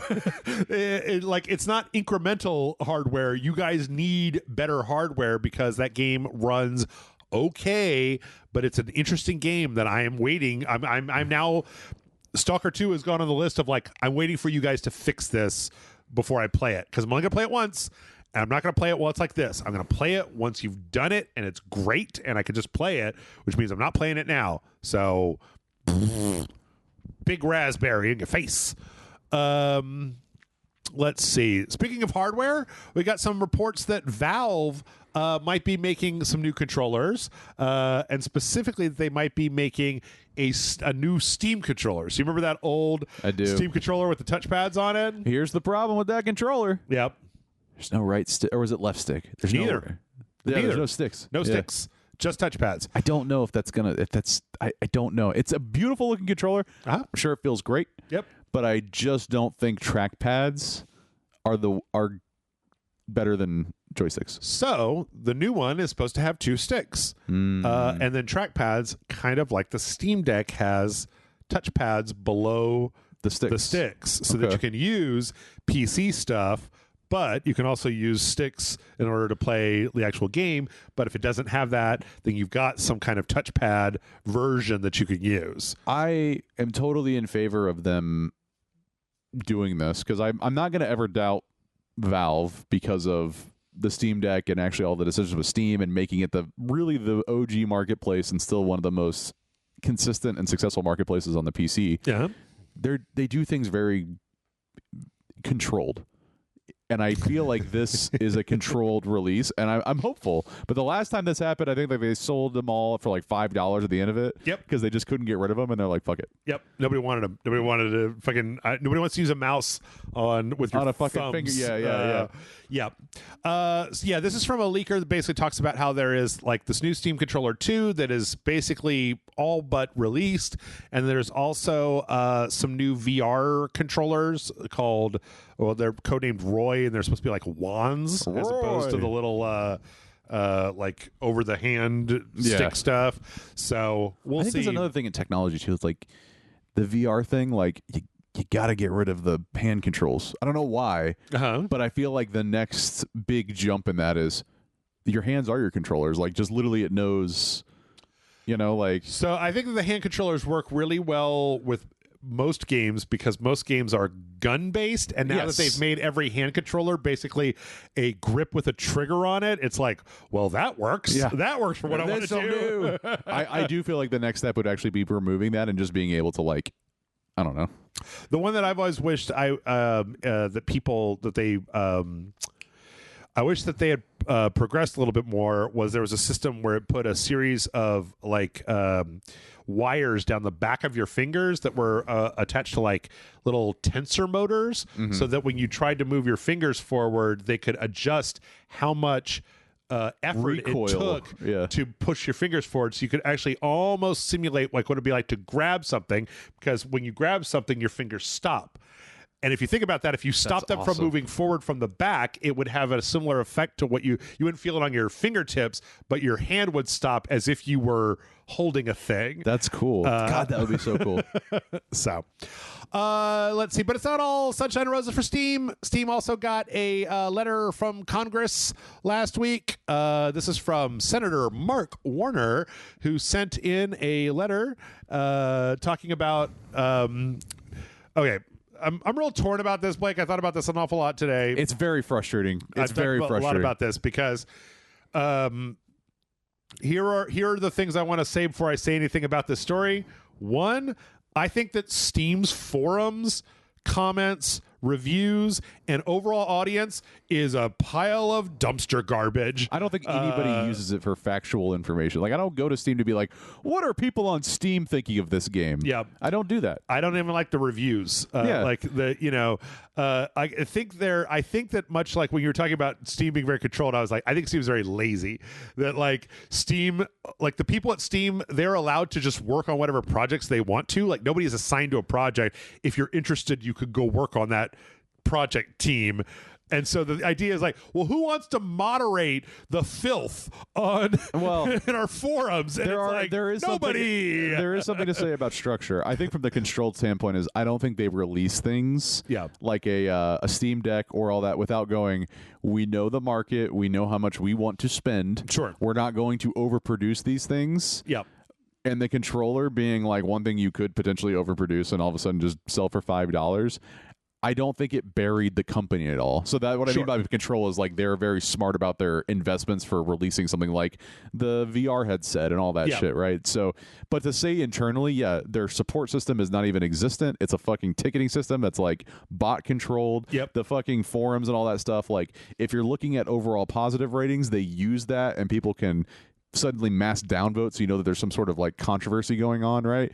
Really, the only thing I ever use Steam for is downloading a marketplace and then what's the top sellers this week? Right. That's it. I will only look at that. And so yes, that's the way that I use Steam. I don't want to chat with people on Steam. Nope. I don't want to post things on Steam. I don't want to use my Steam coins to buy flair. Don't care about the achievements. I don't care. Turn off your fucking achievements. I don't care about any of that stuff. I don't even want to create a wish list. I don't even want to wish list anything. What's out right now? What's popular? I wish there was an option where I could just say, what's popular that's not a hentai game or some kind of Skyrim fucking I went to Skyrim college and fucked an orc game on Steam. Yeah, but like what game is that though? just because there's so many. You open the Steam front page, you will find it. It'll be there. I don't give a shit when you're listening to this podcast. There will be some kind of fucking porno. Half the front page will be porno. Suddenly half of our listeners probably could be like, why do you say fuck me for? Yeah. Anyway, so it should be no surprise that in a relatively unregulated place, there's a lot of shit. There's a lot of that shit you see on the internet that you don't like. People saying real nasty stuff. You ever been to 4chan? You know, it's like that. It's it's largely unregulated. And there's a lot of stuff. Well, nowadays, there's been a lot more push of like, well, I'm a senator and I think that your platform that children use is inappropriate for children. And I'm going to write you a sternly worded letter. I read this letter and it was like, I mean, you know, the guy's like, you have guidelines and people are breaking them. What are you doing to stymie this? But the problem with Steam is that Steam is not a publicly traded company. Steam is an entirely private company. So it's not really, unless you're going to pass a law about like what people can say on the internet, like just in general, which I think is a really bad idea. Yes. That, like, your power, in the words of Jennifer Connelly in the movie Labyrinth, you have no power over me. Like there's nothing that the senators can do to Gabe Newell about the fact that there are fucked up crap people on Steam doing fucked up crap shit. I think honestly, if you're going to take a look at let's take a look at the world of applications and social media and platforms that have children-based access. Yep. Right?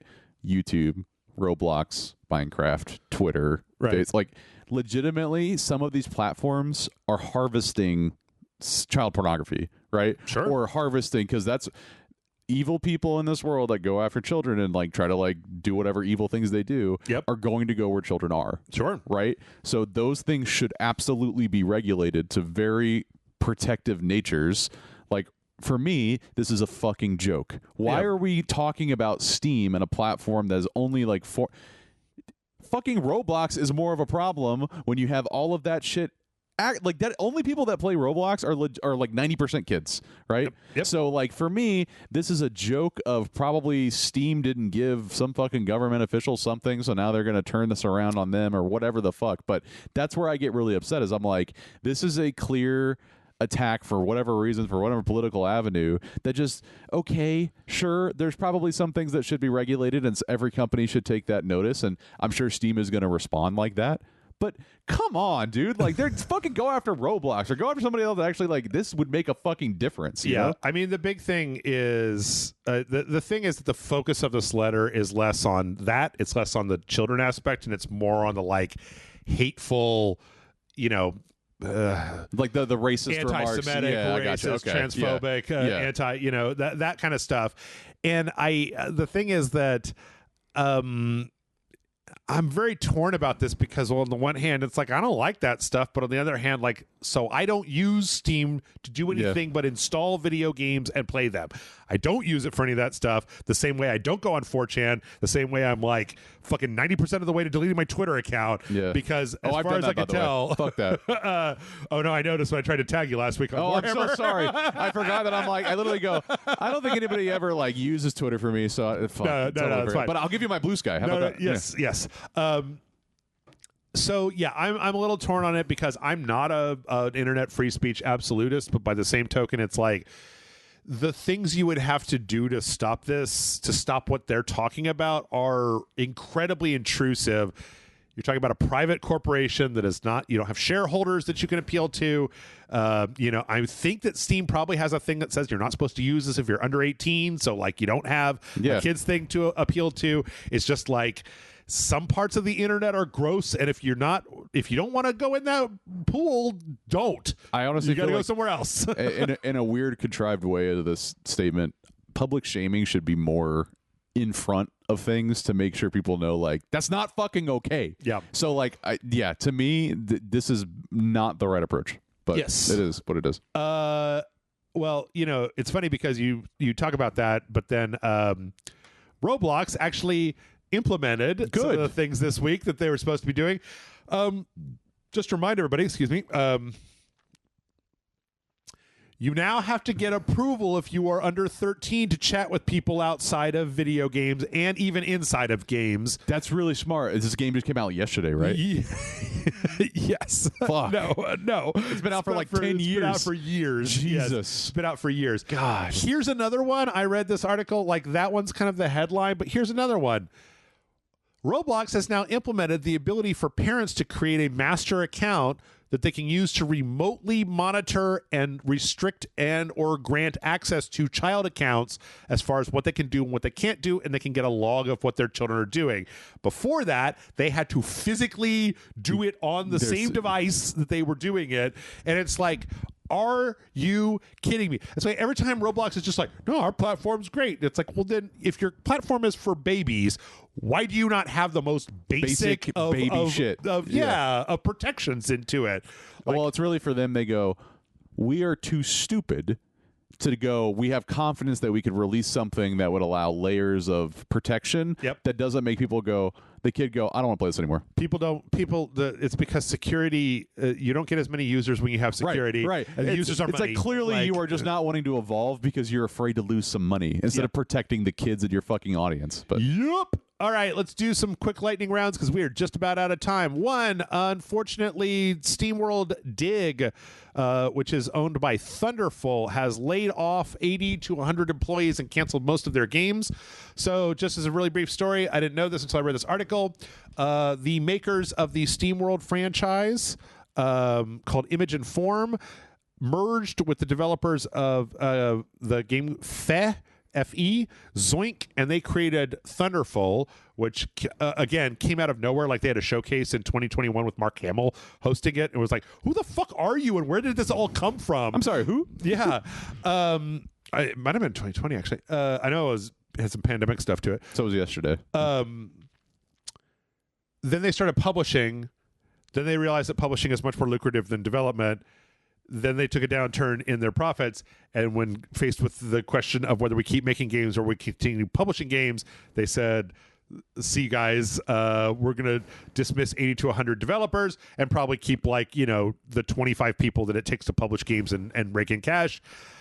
I don't know that I can really super duper blame them if anybody who ever loses their job or anybody, it just sucks. Yeah, you know? So it sucks to see people.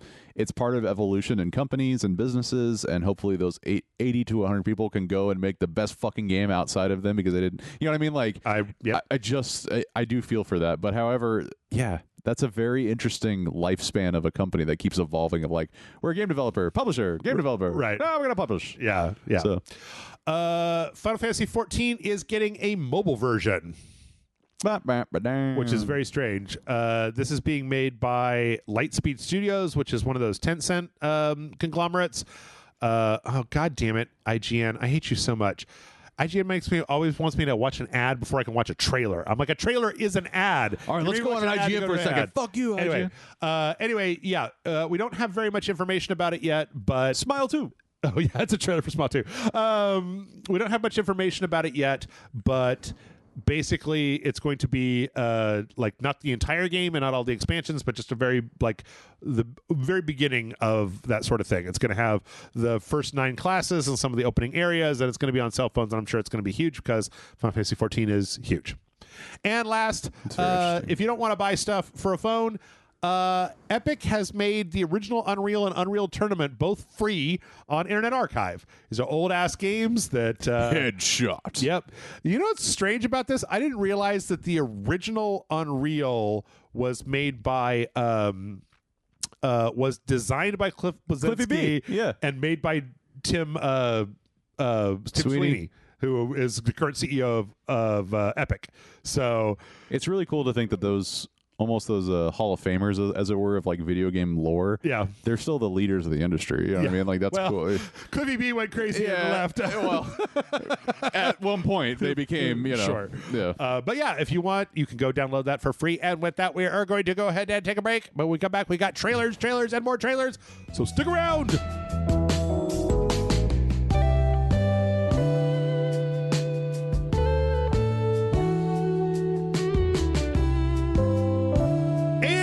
We're back. And Blake, we're in the home stretch now, and that means trailers. And we got our first trailer this week. I don't know.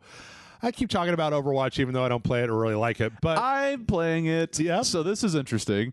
I've realized that as time goes on, I suck at video games, especially these fucking, P2P like shooters and shit like that in this multiplayer arena. I'm just so glad that Overwatch 2 doesn't default mics on. Yeah. Because, oh my God, they would be fucking ridiculing me. You know what I mean? Like, I would literally be like, just devoured emotionally by like a 13-year-old just telling me how much I'm pathetic because I can't use Hanzo very well. Sure. But I want to be the fucking samurai ninja dude. You know what I mean? Like, that's who I want to be. No, I got so, what do we have with Overwatch 2 now? New character, Hazard. Hazard is like a new tank. Is he a tank? Yeah. He's a big new guy. He's part of this like weird punk rock hacker thing that apparently has been referenced in the game for a while. And he's got like a machine gun arm, and he's got this purple stuff that he puts in his back that makes his his big mojo. spikes. Yep. He's also Scottish. Scottish. So they put out a little animated trailer. It's kind of a motion comic, and it's got a little bit of 3D to it, and it seems all right. I actually think this guy has like a real mid-90s new X-Man edgelord look to him. Of some, like, I can see that, like a strong guy, or from that. I'm not a big fan of this one. I usually like Overwatch's design aesthetic, but like I like the other two characters in this little trailer more than this guy. He's got this kind of Spider-Verse. Like the aesthetic is very Spider-Verse. Yeah. And the thing is that I have. Going back into Overwatch 2 and playing Overwatch, they actually have a classic mode going on right now where you can play Overwatch 1 and Overwatch 2. Yep. Kind of a weird fucking thing because it's the same stuff at this point, but there's too many fucking characters. Yep. Holy shit. I think that's where this character for me gets lost. You're like, it's a tank. I'm like, it looks like every tank that they already have. Yep. Like, you know what I mean? Like that. I just, Reinhardt's great. Junk, Roadhog or whatever the fuck his name is. Like some of those guys, some of those things were very distinctive, but now they've added in so many other characters to the 3 support modes. I just feel like all of them get lost now. Like I don't know who is which one which. Like I don't even remember names. Like I just remember some of the OG names. I can't even remember the latest. The lady before this was the Aztec kind of like healer lady with the sun iconography. I don't remember. I think that Overwatch itself has gotten, I don't know. I mean, the thing is that also having read that Play Nice book that Jason Schreier put out, it's like, this is obvious that a new character means a new battle pass, means a new season, which means more income. And I'm just not as interested as I used to be in that whole thing. Plus, as you said, the reason why the PvP stuff has become so much harder is because they are now catering to like professional players. And so if you're just like you just want to go play a video game online, it's like, yeah, suck it. I think the first thing is you got to have friends and you can't play with randos. There are no more games developed for rando versus rando to be teamed up. Like Halo 2 for me was kind of the last one where it's like, yeah, you could find 3 other people because the voice channel was on, and at the time I think that was reasonable. I don't think it is anymore, but you could talk to your teammates and figure out that shit, you know? You got to get it on the ground floor of a game and then never stop playing it. Right. Like every other game, you got to put on the back burner because you can't play those games, right? And this at the same time and get really good. Yep. There's just too much time. Helldivers 2, when it first launched, it was like, we're just all figuring it out. We're having a good time. And now it's like, what are you doing? What are you doing? We're playing on fucking level 7 and you've got to have the right the stratagems equipped. What are you doing? You wiped the team. You piece of shit. So. I was so hyped for that game because of FOMO, literally like waiting to play it. Yeah. As soon as I could play it, I played it for about 2 weeks straight. Haven't touched it. Yep. I just don't like playing the same game for a long time. I hear you. In other online news, the TMNT islands launched for Fortnite. Fortnite added a whole bunch of specific Teenage Mutant Ninja Turtles assets in to allow people to create experiences with the sewers and the turtles and the weapons and Technodrome and the Foot Clan and all this kind of stuff. And so this is the launch for that, which means that you can now go into people's specifically made experiences using this like palette set. So it's not an official thing, but it is interesting to see. Just like, it's kind of a strange thing of like, we're not going to make anything new. We're just going to put in a new set of iconography and then let the community do whatever they want to. Is there a way to coin? I guess it's the islands part. Is like I understand that Fortnite is an ecosystem now. Yeah, it's more of it's like a toolbox or a sandbox, but metaverse. The battle royale portion, is that different? Like that doesn't look like battle royale to me. That look like mini games and exploration and all that shit. About 2 years ago, Epic put out basically a toolkit that allows people inside of Fortnite to create their own custom like rule sets, and they can like set cameras in places. They can basically create, it's kind of like Little Big Planet, right? Of you can take the assets from Fortnite and then you got to make whatever you want to, and then you put out these islands with specific codes and people can go do whatever they want to. So you have stuff. It's not all battle royale. Some of it is, as you see here, there's like specific game modes with specific types of objectives. There's one here that looks like it's like a cooking mode, and you can do upgrades and stuff. So it's like more of a toolkit, and it's more about, it's kind of like what Roblox does, except that like Fortnite is ethical and they're not pieces of shit. Yeah. So right. And they've got like, actual good-looking Teenage Mutant Ninja Turtles and like a Technodrome and shit that you can just use to do whatever you want. So how did Roblox get successful when they're like a shittier version of Minecraft, like visually? You know what I mean? It's like they are fucking because you can make your own, because you can do this. Because you can make your own games inside of it. So in Minecraft, you can make your own, like, you can build a castle, but in Roblox, you can make a Teenage Mutant Ninja Turtles game for you and your friends to play. So also, and this along the same lines, there's an official Gundam Requiem for Vengeance, which is the new Netflix show, island on Fortnite, which is basically like a team versus team thing where you have a Gundam and a Zaku in the background, and then you're like trying to fight to progress your mech further in one direction or the other. It's kind of an interesting concept. That's fucking cool. They did that same thing. The Overwatch 2 has a similar game mode, or where it's basically like as you're kind of fighting, the deathmatch occurs, the robot will walk towards your goal. Oh yeah. And then as soon as it turns around, is that kind of similar where it's like robot versus robot in that sense? It kind of seems that way. It seems a lot. Actually, what it seems more like is Call of Duty had a Godzilla versus Kong mode that I think was kind of like this, where depending on which team is winning, that giant thing in the background then pushes forward more towards their territory. So, which is pretty cool. I mean, that is really cool. I like that. We can't get a really good Gundam game on its own, so why not just put some of this shit in there, right? Yeah, So. yeah. Give me the assets and I'll make a Gundam game for you. If you want to play an actual mech game, Armored Core 4 or Armored Core 6. Sorry. PlayStation is having a playtest for a game called War Robots. This is an online build your mech and then do PvP game that's been out on the PC for a little while, but it's now coming out to consoles. It's not just PS5, it's also Xbox. I like the way it looks. This looks awesome. This looks like a Mech Warrior. Yeah. I hate the fact that every mech game is just a PvP game. Yeah. Like there's this and Mecha Break and like Hawken and all these games where I'm like, oh, I would love to play this game. What's the single player campaign? There is none. It's just you and your buddies shooting other mechs. Like, why can't there be like a game where, I don't know, the Mech Warrior did it, where it's like, okay, go destroy the city. Yep. You know, like that. Yeah. There's PvP at some point gets boring. Yep. I agree. I'm not a big fan. But yeah, November 20th through December 4th, they're having a play test. So by the time you hear this, you'll still have a little bit of time left.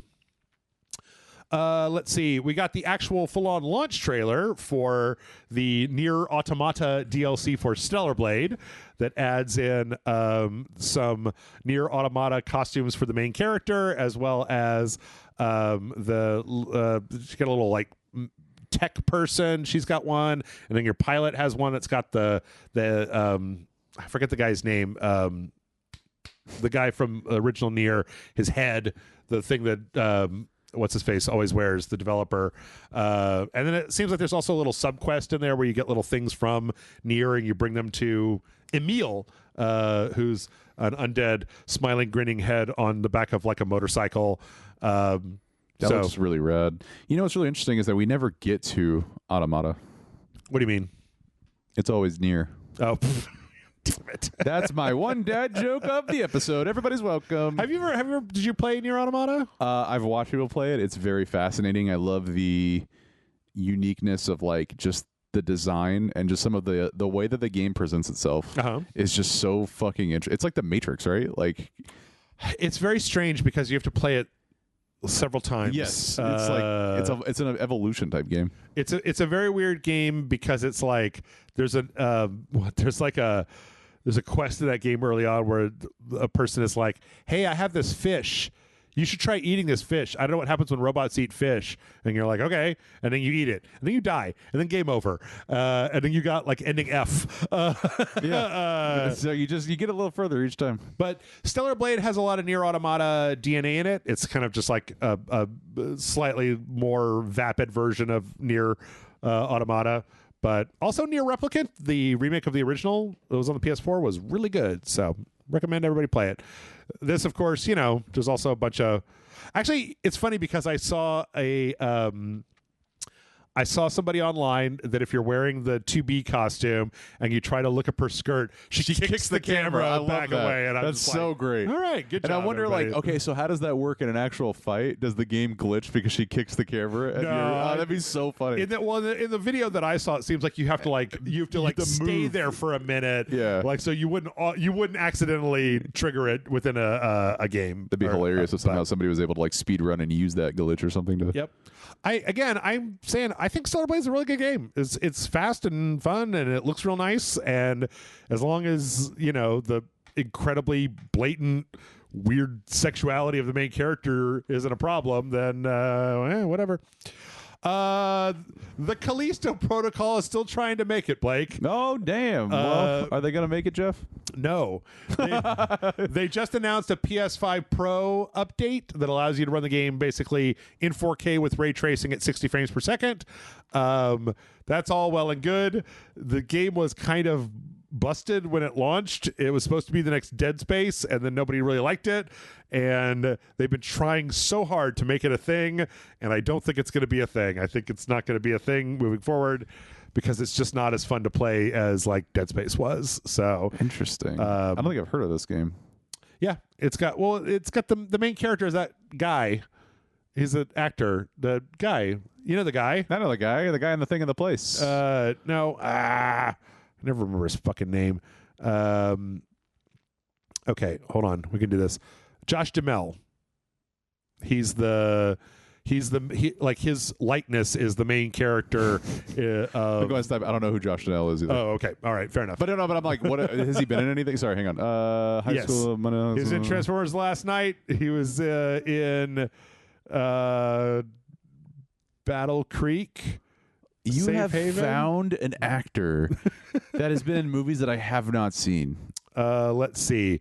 No, if you've seen the Transformers movies, you know him. He was like the Marine guy, the leader of the Marine guys in Transformers. I thought he was just in the later Transformers movie. I see there now. Okay, yeah, got it. He's been in a bunch of stuff, but I'll be honest. Yes, a lot of these are like, oh, he was in the Chips movie. Remember the Chips movie? I also that movie 43, that terrible conglomerate movie he was in. Yeah. Yep. He's been in a lot of bad movies, and he's also in a bad video game.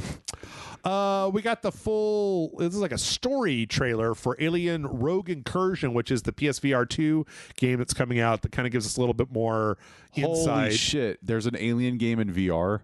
Yes. Pass out of fear. That sounds horrifying. Yeah, it looks like it's like your main character and then a synth, and you're trying to find this like scientist, and so you crash land at this base. And then it turns out there's a bunch of xenomorphs in there, and then you gotta fucking fight them and figure out what happened. I think that there's a point in this game where the main character might get impregnated with the alien. Oh, good. And it's like in VR too, so you can actually experience that. Yeah. You don't want to play. You don't play. The more I'm looking at this, the more I'm thinking of like how they're gonna do the whole like, oh, try to open a door and something could be there, and now you're gonna have to like.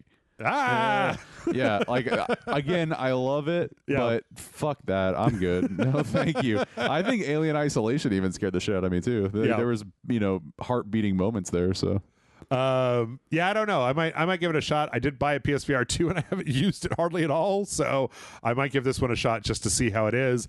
I am less afraid of aliens because you have a gun and you could shoot them. Jeff, they bleed acid. Well, just shoot them. How are you? Shoot them? Yeah. They're going to get burned and killed because of the acid. Get out of the splash damage. Get out of the way. Okay, so move distance, right? Okay, cool. A little while. They move fast. Well, yeah. And in like crates of vents and things. Yeah. Okay. I don't know. Okay. That's fine. I'm going to watch that RageSelect episode. And if you try to have me on that episode, no. Why didn't everybody just carry around some baking soda and then, I don't know why I just thought of you saying a spray bottle like it's a cat. Like, get out! Stop it, you xenomorph. Yeah. Yeah. We also got the VR. Okay. What about VR Starship Troopers? I would do my part. VR Starship Troopers got Starship Troopers Continuum launched last week.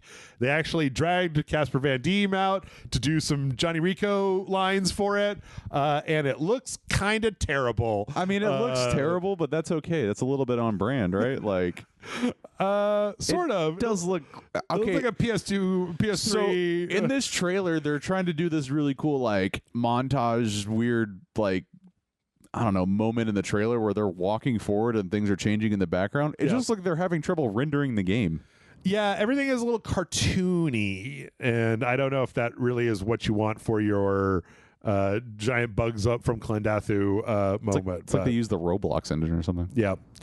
Well, it's probably all they could get running on the MetaQuest because it's got to run all the way on the MetaQuest. So, let's see. From there, we got the launch trailer for Stalker 2. Yeah.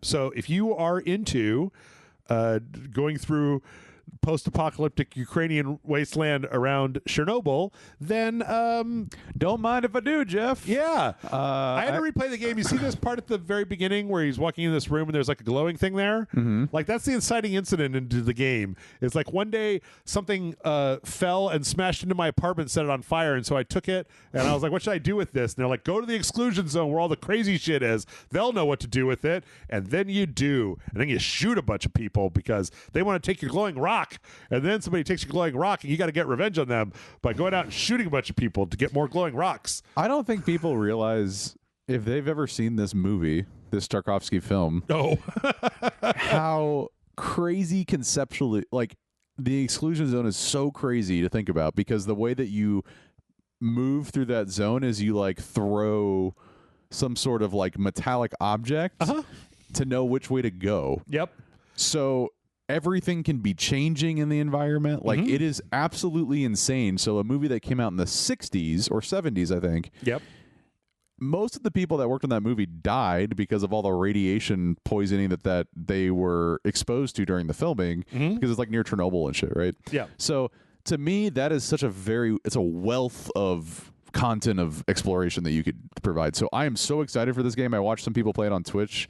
It's on Game Pass, so I can definitely jump in and play it, and I'm excited. It's got some, I think you and I have relatively similar PC setups, and I was able to run it okay, but then it did crash when we were recording on it, so I switched to the Xbox version, which is a little, that's disappointing, but that's probably just optimization, right? Yeah, I mean, this is one of the games, this one, like I said before, this game is on my list of, like, I'm waiting for it to be fixed, because there's got to be some patches and shit for it.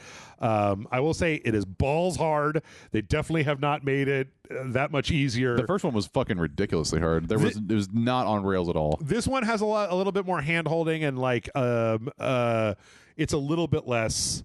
But the thing that I always think, going back to what you were saying, the thing that I'm always fascinated by about Stalker, the thing, is the idea of this incredibly traumatic event that occurred to a different culture, and then the mythology that's been built up around that, where we don't, well, you think of like what, Dorothy gets whisked away by a tornado, right? You see enough people get killed by a tornado, and you're like, what if it took you to a fucking fairy wonderland?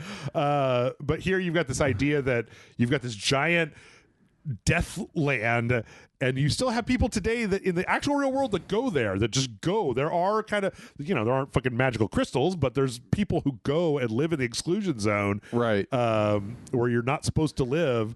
And so it's interesting to just see what that's like from it's the behind outside. the curtain. Yeah, that's just it's the entire game, and it's awesome. It's just a really cool idea. So yeah, but it's out now, so check it out. Let's see, we got a pre-order trailer for Avowed.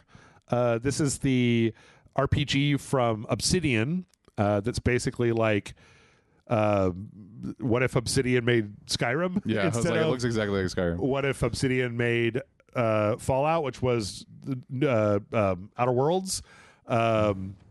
It does look like they're doing the 5 days early if you buy the collector's edition early access thing. But it's going to be on Game Pass. It's going to be on Game Pass, yeah. So what I'm wondering is if it'll be like Starfield, where like it's on Game Pass and then you could buy the digital upgrade to the deluxe edition for like $25 and then play it 5 days early, because I will do that.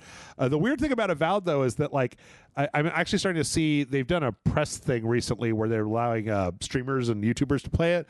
Not me. But by the way, smart. Yeah. Thank you. Instead of fucking banning people because your game came out early or whatever, or like just lean into it. Yeah. This one's really hard to judge from a distance because it could be good or it could be crap, and I can't tell because the graphics are just like very mid. But the writing that Obsidian does tends to be good. So the question is, I can't really. It's hard for me to judge the game based on the Skyrim-esque combat. Like if it's going to be Skyrim, it's going to be okay. Yeah, that's the thing. So it's just like, okay, so how much better are you than average? We don't know. Yeah, hard to say, but we'll find out February 18th. Let's see. From there, we got a 6-minute trailer for Dynasty Warriors Origins. That seems about right. 60 minutes. Six. I'm sorry. 6. I thought you said 60. I was like, good Lord, Dynasty Warriors. That basically talks a lot about about this new Dynasty Warriors, which is a prequel to all the Dynasty Warriors. And everything it tells you is pretty much how Dynasty Warriors works, where it's like, yep, you can fight a whole bunch of guys, you can set up a strategy, you can mow down tons of dudes, you can change your kit, level up, you can do all kinds of stuff, and then you're going to fight gajillions and gajillions of guys all at one time. It's a real Dynasty Warriors game which, to be honest, is the least interesting thing for me from Omega Force. I like it when they take on other franchises that are not Dynasty like Warriors. a Zelda type thing or whatever. Yeah. I think that's where I played a Dynasty Warriors, I think like back on the PS2, and it's got its charm, but people that love it, good. I don't think I could play another Dynasty Warriors game. Yeah, I don't know. To me, it's like a format, not a genre. Yeah, exactly. It's like a genre, not a title, right? Where I want a Dynasty Warriors, Warcraft game or something like that. But yeah, I don't know. I mean, this one, I guess this one at least looks better than the previous ones. It looks great. The last one was very disappointing to people in the graphics engine, and they didn't like it. So this one at least looks a little bit better than that. But yeah, I forgot if we got. Oh yeah, January 17th is when that's coming out. So, we got. And speaking of PlayStation games, we got the release date for Lorelei and the Laser Eyes, which was say that 10 times fast, Jeff. No. Lorelei and the Laser Eyes. Lorelei and the Laser Eyes. This is like a puzzle game that came out earlier this year that was very well regarded, all up and down, where it's kind of got a lot of like, it's got a very strange art style to it of this kind of like magenta, black, white, and magenta. And yeah, at the end of it, it's like, as far as I can tell, a game where you go to this kind of weird hotel and you're solving a bunch of different like puzzles that come up, which is always hard for me because I'm not a big laser eyes puzzle guy. Those games have their charm, but yes. So, but yeah, I mean, it's definitely on. It was in one of the best indie debut category in the Game Awards. So it's also up for Game of the Year. Yes. Well, no. Just kidding. But coming out on December 3rd on the PlayStation. So up until now, I think it was started on the Switch and then it was on the PC. Yeah, but now it's coming to PlayStation. So, speaking of release dates, we got one for Atomfall, which is the very strange game from Rebellion, where it's like a kind of a first-person game that's a bunch of people in like a rural, like British village that can't leave, and it's got this very like 70s. It's the Wicker Man atomic kind of vibe to it. Yes, and it does have some like Wicker Man vibes to it. We got a trailer where it's just a guy walking up to a phone booth and then he gets scared by another guy. But yeah, it's got a March 27th release date. I'm interested to see what they do here because as far as I can remember, Rebellion has been doing either Sniper Elite or the multiplayer Sniper Elite games. So this looks really cool. Yeah, it's interesting to see them kind of doing something different. Even if it's not necessarily something that's like, I don't know. I'm still a little confused about what exactly the game is. It seems like it's a first person kind of survival combat, but like with a lot of, with a high rate of difficulty. So, whoo. All right.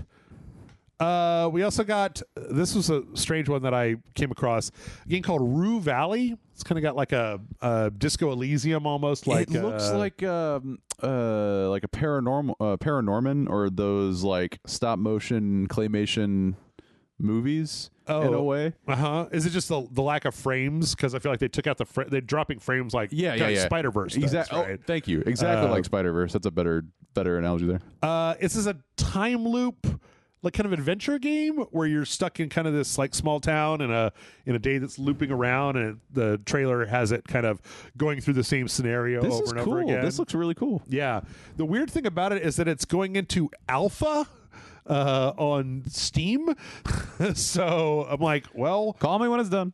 This just doesn't seem like the sort of game that needs an alpha. Like it's a very narrative. Yeah, it looks done. Driven game. So I guess like it's never a bad thing to look for player feedback on ways that you could improve on a thing. But I like the art style. I like the way it looks. Yeah, it's pretty interesting. So I don't know. But yeah, Rue Valley. Oh, nice. It's on Steam. Add it to your wish list today. Yeah. Let's see.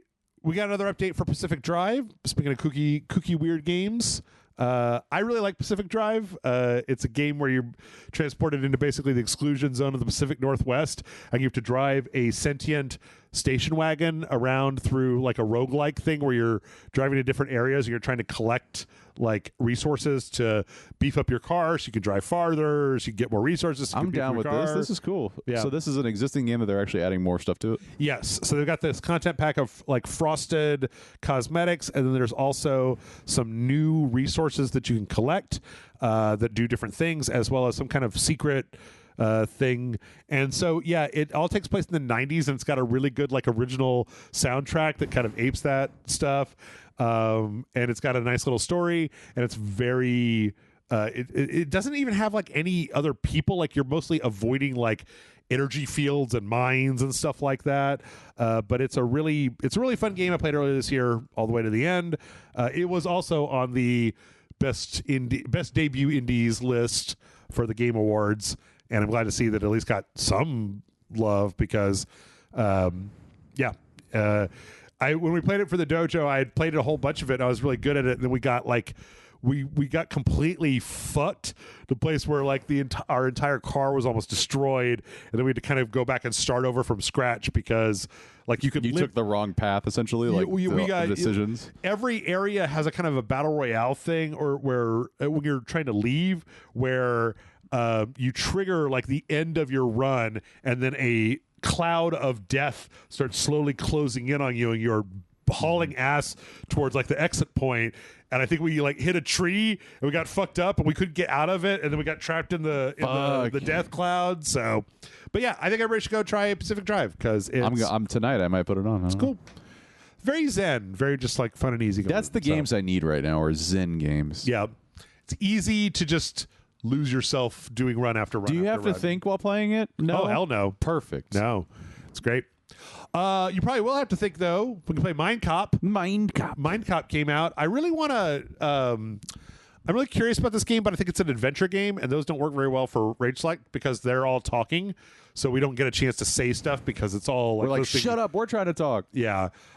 This is a very kind of cartoony game where you play as a Mind Cop, and then you've got this kind of assistant, this very, very tall woman, and you're trying to solve a mystery in this town, but you're like jumping into other people's brains in order to like find out what they know.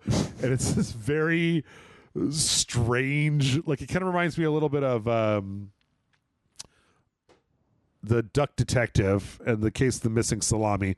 So yeah, it's another investigation game, which I'm glad that we're seeing more of those. I think with the popularity of the Golden Idol, but you definitely go into people's memories and search for clues. And also another very fascinating looking game. PlayStation's kind of doing some really cool indie games. Yep, this came out last week, and it's got good reviews. It also looks like it's got a little like brain match 3 puzzle thing going on. There's so many dynamic things in this game based on the trailer. It's not just a detective game. It's like it looks very endless as the things that it can kind of grow into. So very cool. It's also got a really nice art style. It's hard to say that, it looks a very like Adult Swim art style. It's very cool. Yes.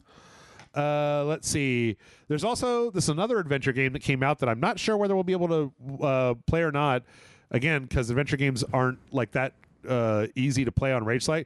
But this is from Chucklefish. I really like them. They're like an indie publisher. And it's called Locomotive, and it's basically a murder mystery on a train. And it's very like old school LucasArts style. Like you've got a bunch of different characters, and then it kind of cuts to these like pixelated close-ups of certain characters. It really reminds me of like your Sam and Max or Day of the Tentacle or Gabriel Knight. A little bit. Yeah. I like Gabriel Knight a lot. This will be cool. But yes, more so in the LucasArts aspect of that. Yeah, but it also, I was looking it up, and it got really high reviews on Metacritic, like both user and critical reviews. It's just out now already? Or? Yeah, it was out this week. Hell yeah. Out this week. So I feel like every time anybody comes over to my house, I always send them home with a list of games. I'm literally just like, all right, I'm glad I had to write this down because he gave me the podcast list prior to, but I'm like, shit, I got to buy like 3 or 4 games. Yep. Yeah, this one it looks really good. Like I cannot say it's hard to convey. The pixel art style is very good. It's very cartoony, but like it gets the emotion across. It also has full like voice acting, and also there's a part at the very beginning where the lady dies, where like blood comes out of her and somebody gets covered in blood. So it's not like a Toothless, right? It's not an E for everyone type of game. It just has a charm, and Yep. it's hard to unless you've played those LucasArts like old school games like this where it's the side scroller story based modes. Yeah. It's just hard to describe how fluid and smooth it feels or Yep. looks, you know, And how much like kind of crazy just stuff is going on. Yep. Yep. Let's see. We also got the announcement for Trombone Champ Unflattened. Oh shit! Are you familiar with Trombone Champ? I am. God damn. Now you can play Trombone Champ in VR. I think this is as scary as the Alien game, honestly. Yeah, we have to stand in front of an audience and play Trombone Champ. I actually played trombone in high school. Did a lot of brass instruments. Oh. Never thought, hey man, I want to do this in VR. Yeah. Never thought that. However, I know the charm of Trombone Champ, and games generally don't come out and be successful unless they're actually fun. So I know that it's a lot. It's just a very humorous way of doing Guitar Hero, but it's just. Well, it's fun. It's incredibly difficult to do well, and so you always end up sounding like some kind of fucked up record. Yeah. So yeah, I think that's coming out. Does that have a release date? No, I don't think it has a release date yet. It's strange because there's also like Guitar Hero VR, and I'm just like, but why? You play Guitar Hero on a plastic guitar. Why would you need to go to a virtual world to play it? You're literally doing it in your hands. Yeah. Like. In fact, it's harder because you can't really see what you're doing. Yep. Let's see. Speaking of weird games, we got a real brief little showcase of the abilities of Raziel in Legacy of Kain Soul Reaver 1 and 2 Remastered, which is coming out in like 2 weeks or something like that. Fun fact. Yep. The first PlayStation game I ever played Was Legacy of Kain? on the demo disc. There you go. So I might actually go back and play this game just because of that. I never cared for this game. Like when I think I played it on the PC when they ported it there, and I was like, oh, this is like a puzzle game, not really a combat game. Like, oh, this is a platformer. It's like a lot more traversal and pushing around blocks than y'all might remember. But I don't know. I mean, I think that the remaster looks okay. I'll be really interested to see if people's rosy memories of it translate, if it translates. Because I think that this is one of those games where like it was good for the time, but that I don't know how well it's going to stand the test of time of bringing it back. But I don't know. Maybe great. Maybe wonderful. Let's see. We also got, this isn't exactly a trailer, but we got a little mini doc because it's Half-Life 2's 20th anniversary. So one of the things we got was a video where the team that is doing the Half-Life 2 RTX conversion using NVIDIA's conversion tools put out a little video, and it has a lot more, like, first off, it's the introducing the team and talking about why they love Half-Life 2 so much, and then there's a lot of kind of comparisons later on in the video where they show like the difference between what the game looks like originally and what they're doing at the RTX remix that has the ray trace lighting. And I don't know if you're familiar with this tool that NVIDIA has where you can like, it'll scan an area and then it'll pick out the textures. You can like pull the textures in and then run like an AI pass on them to make them look better. You can add custom lighting to various places. You can like up-res stuff all inside of this one tool. And this team is basically taking that tool and just redoing Half-Life 2 from the ground up to make it look like not totally different, but just make it look more updated so people could play it today. A well-oiled, pristine video game. Yeah. Because Half-Life 2 still has that crazy physics engine that has all that craziness to it, but then also now they're going to be adding in this whole custom RTX lighting engine that this is the ray tracing we were talking about before, right? Yeah. Of putting of having dynamic like lighting and shadows. In fact, there's one place a little bit later where they show where you see how the light source bounces around and then the light that it casts moves with it, like in real time, based on what happens based on the physics engine of Half-Life 2. So that's really cool. It's pretty cool looking. I've never played Half-Life 2 all the way from beginning to end. What is wrong with you? I get to the part where you have to drive around in the car, and then I get bored and I stop playing, and I'm I go do something else. Sonic isn't in Half-Life 2, Jeff. What is wrong? I don't like the part where you have to drive the car around. I'm not a big fan of the part where you have to drive the boat around.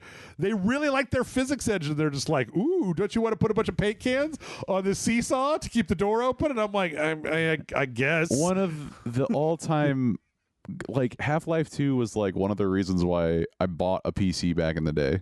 Right? It comes out probably like one of the like most well-renowned games ever. It has a meme about Half-Life 3. Got a guy 15 years as a podcast about fucking video games and stuff. I've never played Half-Life 2 front to back. I mean, that's like saying I've never. I don't know. It's like I've never seen The Wizard of Oz front to back. I'm a huge film lover. Like what? Please tell me you've seen Wizard of Oz front to back. No. Wait, hold on. I have played Half-Life 2, but only one time. That's okay. That's okay. That's covered. I was just thinking, I remember the end where you have the gravity gun and you can just use it like crazy. I remember that part. But you're cleared. You're good. But I'm like, Jeff, it's like, come on, man. There's like one game that you have to play. You know what I didn't play was the DLCs, Episode 1, Episode 2, and the Lost That's Coast. fine. But as long as you also play Portal as well. And now Portal, I'm all in on Portal. Yeah. One of the things that I'm most upset about, what this whole just like we're remaking everything, we're revising franchises, we're bringing stuff back, and I'm like, I don't give a shit about Half-Life 3. I give a shit about Portal 3. Like they're like, did you say Team Fortress 3? We're like, no.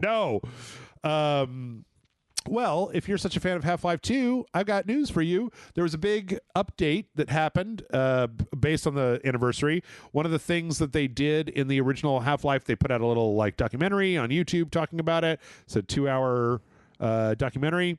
Oh, cool. One of the big things that they did was that Half-Life Episode 1, Episode 2, and Lost Coast all had developer commentary. Half-Life 2 did not. Until now. They went back and they brought the team back together and they recorded like 4 hours of commentary for Half-Life 2.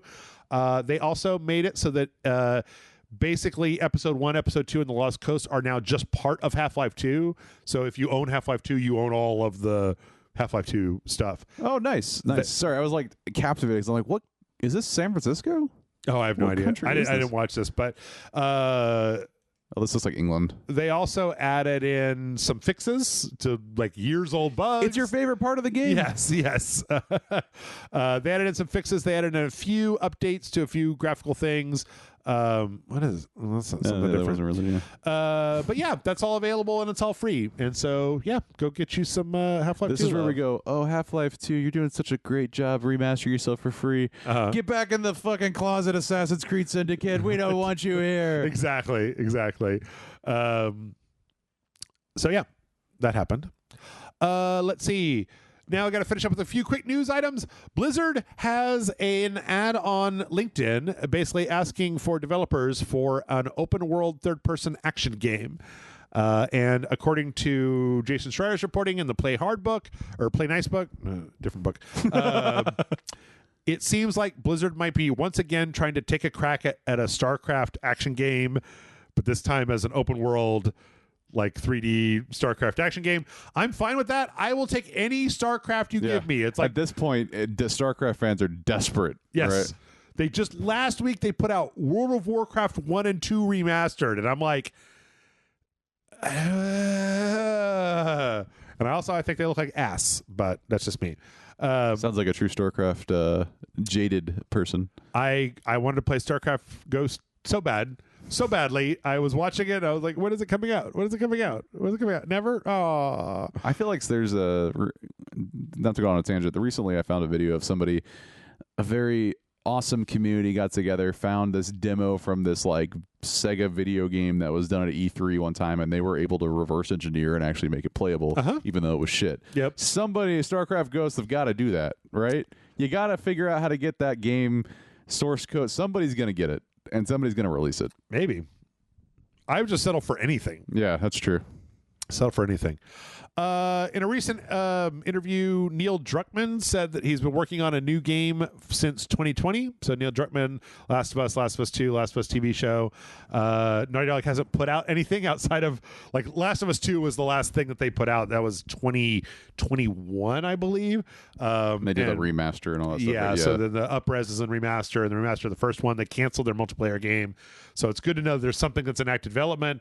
No idea when it would be coming out or anything like that, but apparently it's been in development for a little while, which means that we might see a teaser next year and then have it come out in like 2026 keeping or something. it under wraps. Good for them.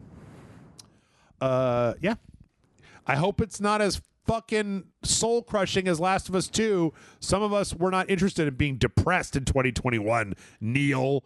I wonder, a game that's called The Last of Us, would that be happy? No, it's not. It's going to be depressing. Last of Us 1 had glimmers of hope about humanity surviving. Last of Us 2 was a fucking hardcore slog through the mud of misery, and it ended on a down note. So, and yet Empire Strikes Back is the best Star Wars movie. Empire Strikes Back ends on an up note because Lando and Chewbacca are going to go rescue Han Solo from Jabba the Hutt while Luke recuperates and gets a brand new arm. But you don't know that yet when you saw this. You don't really know that that's what's going to happen. No, Lando's got this vest on and everything, and they leave. They're like, we're going to go find Han. Why is he wearing his clothes? I don't know.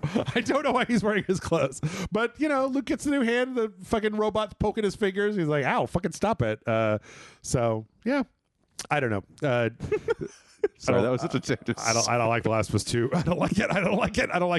Let's see. Hasbro has come out and said that they're making new G.I. Joe and Dungeons and Dragons games. Only if they do the public service announcements. Yep. That's what I miss most about G.I. Joe. Yeah. It seems insane to me in the world that we live that there isn't a good G.I. Joe video game. You're telling me in the world that we live in that there's not a good bunch of army guys shoot a bunch of army guys video game? Let's see. It took from the Nintendo to like Arkham Asylum to get a good Batman game. Batman on the NES. Great That's what I said. game. Nintendo. Oh, okay. I said what I meant NES. Oh, okay. So like the Batman on Nintendo is a great game. Yeah. I agree. But everything past that, up until Arkham Asylum, was terrible. But see, that's different. That's Batman. This is military guys with machine guns. It feels like an easier target. I agree. No pun intended. Like, why did they not make a hero shooter? But what I'm telling you is there's hope, but it just may be 15 years. Why didn't EA license it and make a military shooter instead of fucking with Star Wars for so long? It was clear they had no idea what the hell they were doing.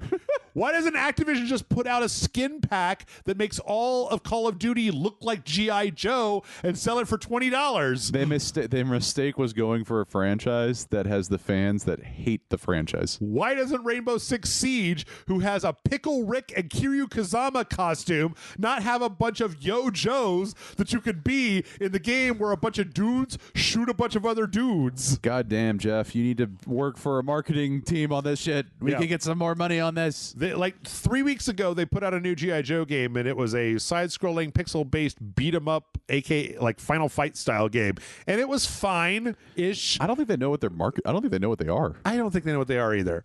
But then also, Larian has said they will not make another Baldur's Gate game, and Hasbro is like, we will make another Baldur's Gate game. We don't give a shit if it's bad or good or whatever. We will make another Baldur's Gate game without you or with you or whatever. We'll see about that. Yep. But don't leave that screen, Jeff, because of the very last paragraph. What does it say? Of course. We're going to get this in, buddy. This is the one that you read. Hasbro's other big game, Magic the Gathering Arena, a PC and mobile adaptation of the long-running collectible card game that is created approximating the feel of summoning creatures and casting spells without the need to figure your local website. Oh, yeah, I forgot the guy's name. So basically, to sum up what's happening, Magic the Gathering came out in 1994, and literally the montage of people listening and just dropping out at this point. To sum it up quickly, only the hardest of core are left here at the end of this 2 hour. Of course, and we love y'all for it. Yeah, and probably me listening later on as well because I'm weird. Magic the Gathering used to be a 1v1. Always 1v1v1. Yeah. Those formats in the 1v1 category of standard, modern, whatever, legacy, those existed for the longest of time.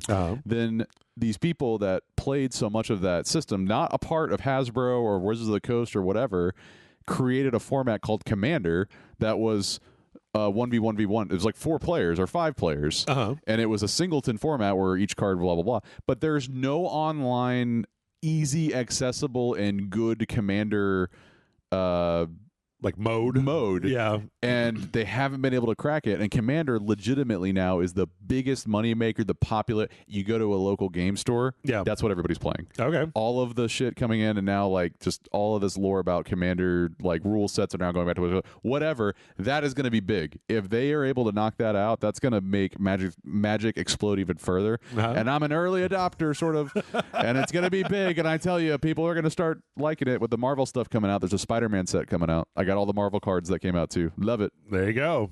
You're gonna be buying and selling us all with Marvel cards. Maybe I'll actually have people to play Magic with. It's great to do that because I don't get to play that often because not a lot of people play. Well, speaking of Magic, a couple more quick things. Ice Spice. This is so funny. So Ice Spice, they put Ice Spice in Fortnite. Yep. Ice Spice in Fortnite is an NPC, computer-controlled NPC that you can hire to cover your back. And apparently Ice Spice throws ice grenades that will freeze people's feet to the ground. And apparently Ice Spice has like absolutely and completely no chill, pun intended, where the NPC for some reason will just start spamming grenades, even if there's nobody around, for no reason whatsoever, throwing them at the ground, throwing them at the walls, throwing it at everything. Well, they're not called Nice Spice, are they? And will not stop, to the point where Fortnite has actually had to discontinue, or like they have turned off the ability for the Ice Spice character to throw ice grenades because they just are ice won't stop. They're murderous. There was a video here from Twitter that was pretty fun. That was somebody trying to snipe from a tower. And then just start throwing fire. And when they shoot at somebody, the Ice Spice character behind them just starts throwing ice grenades that literally knocks them off the side of the tower and kills them. So, yep. God, that's great. There you go. Ghostface is in Mortal Kombat 1, and we had no idea who that was. But recently, there was a... was there an unmasking? Yes, in a way. They revealed on one of the podcasts that there's like a video that's out there of one of them, because before it came out, when you do like a fatality, it turns off the headgear for people. Mm-hmm. And so the character model was basically Skeet Ulrich from the first movie. That's amazing. That is awesome. Yeah, and so you could see it during that. However, there are 3 ghost faces in the game because there are 3 ghost faces. Yeah. So no spoiler. they wrote lore saying that when they brought Ghostface to the Mortal Kombat universe, Ghostface got 2 of the Black Dragon like Kano mercenaries to be the other 2 ghost faces. And so people are like, well, then who are they? And somebody did a data mine because you can't actually take their masks off.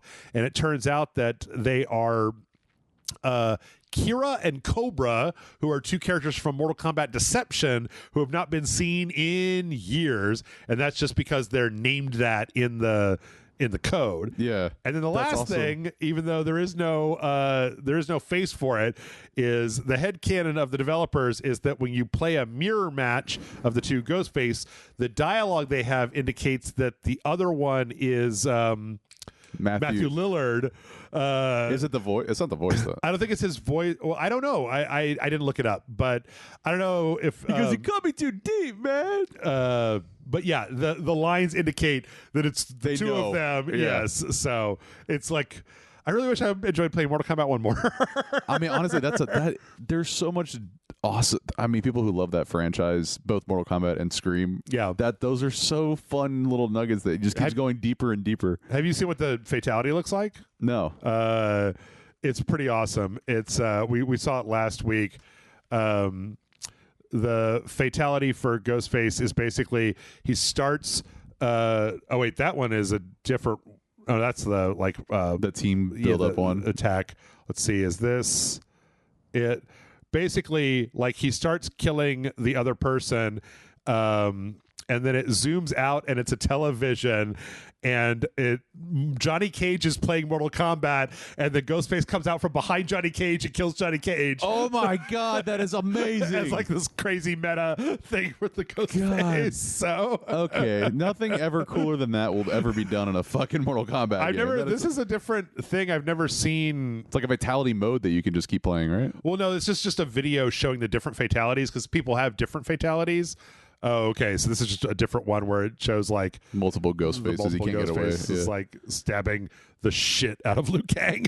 And last but not least, we got an update on the Elden Ring anime, aka the Elden Ring fan-made anime, which is an adaptation that a YouTuber is making called Stein's Altar that was supposed to come out in fall of this year, but they said that they are going to be putting it off until early next year because they want to add like more to it.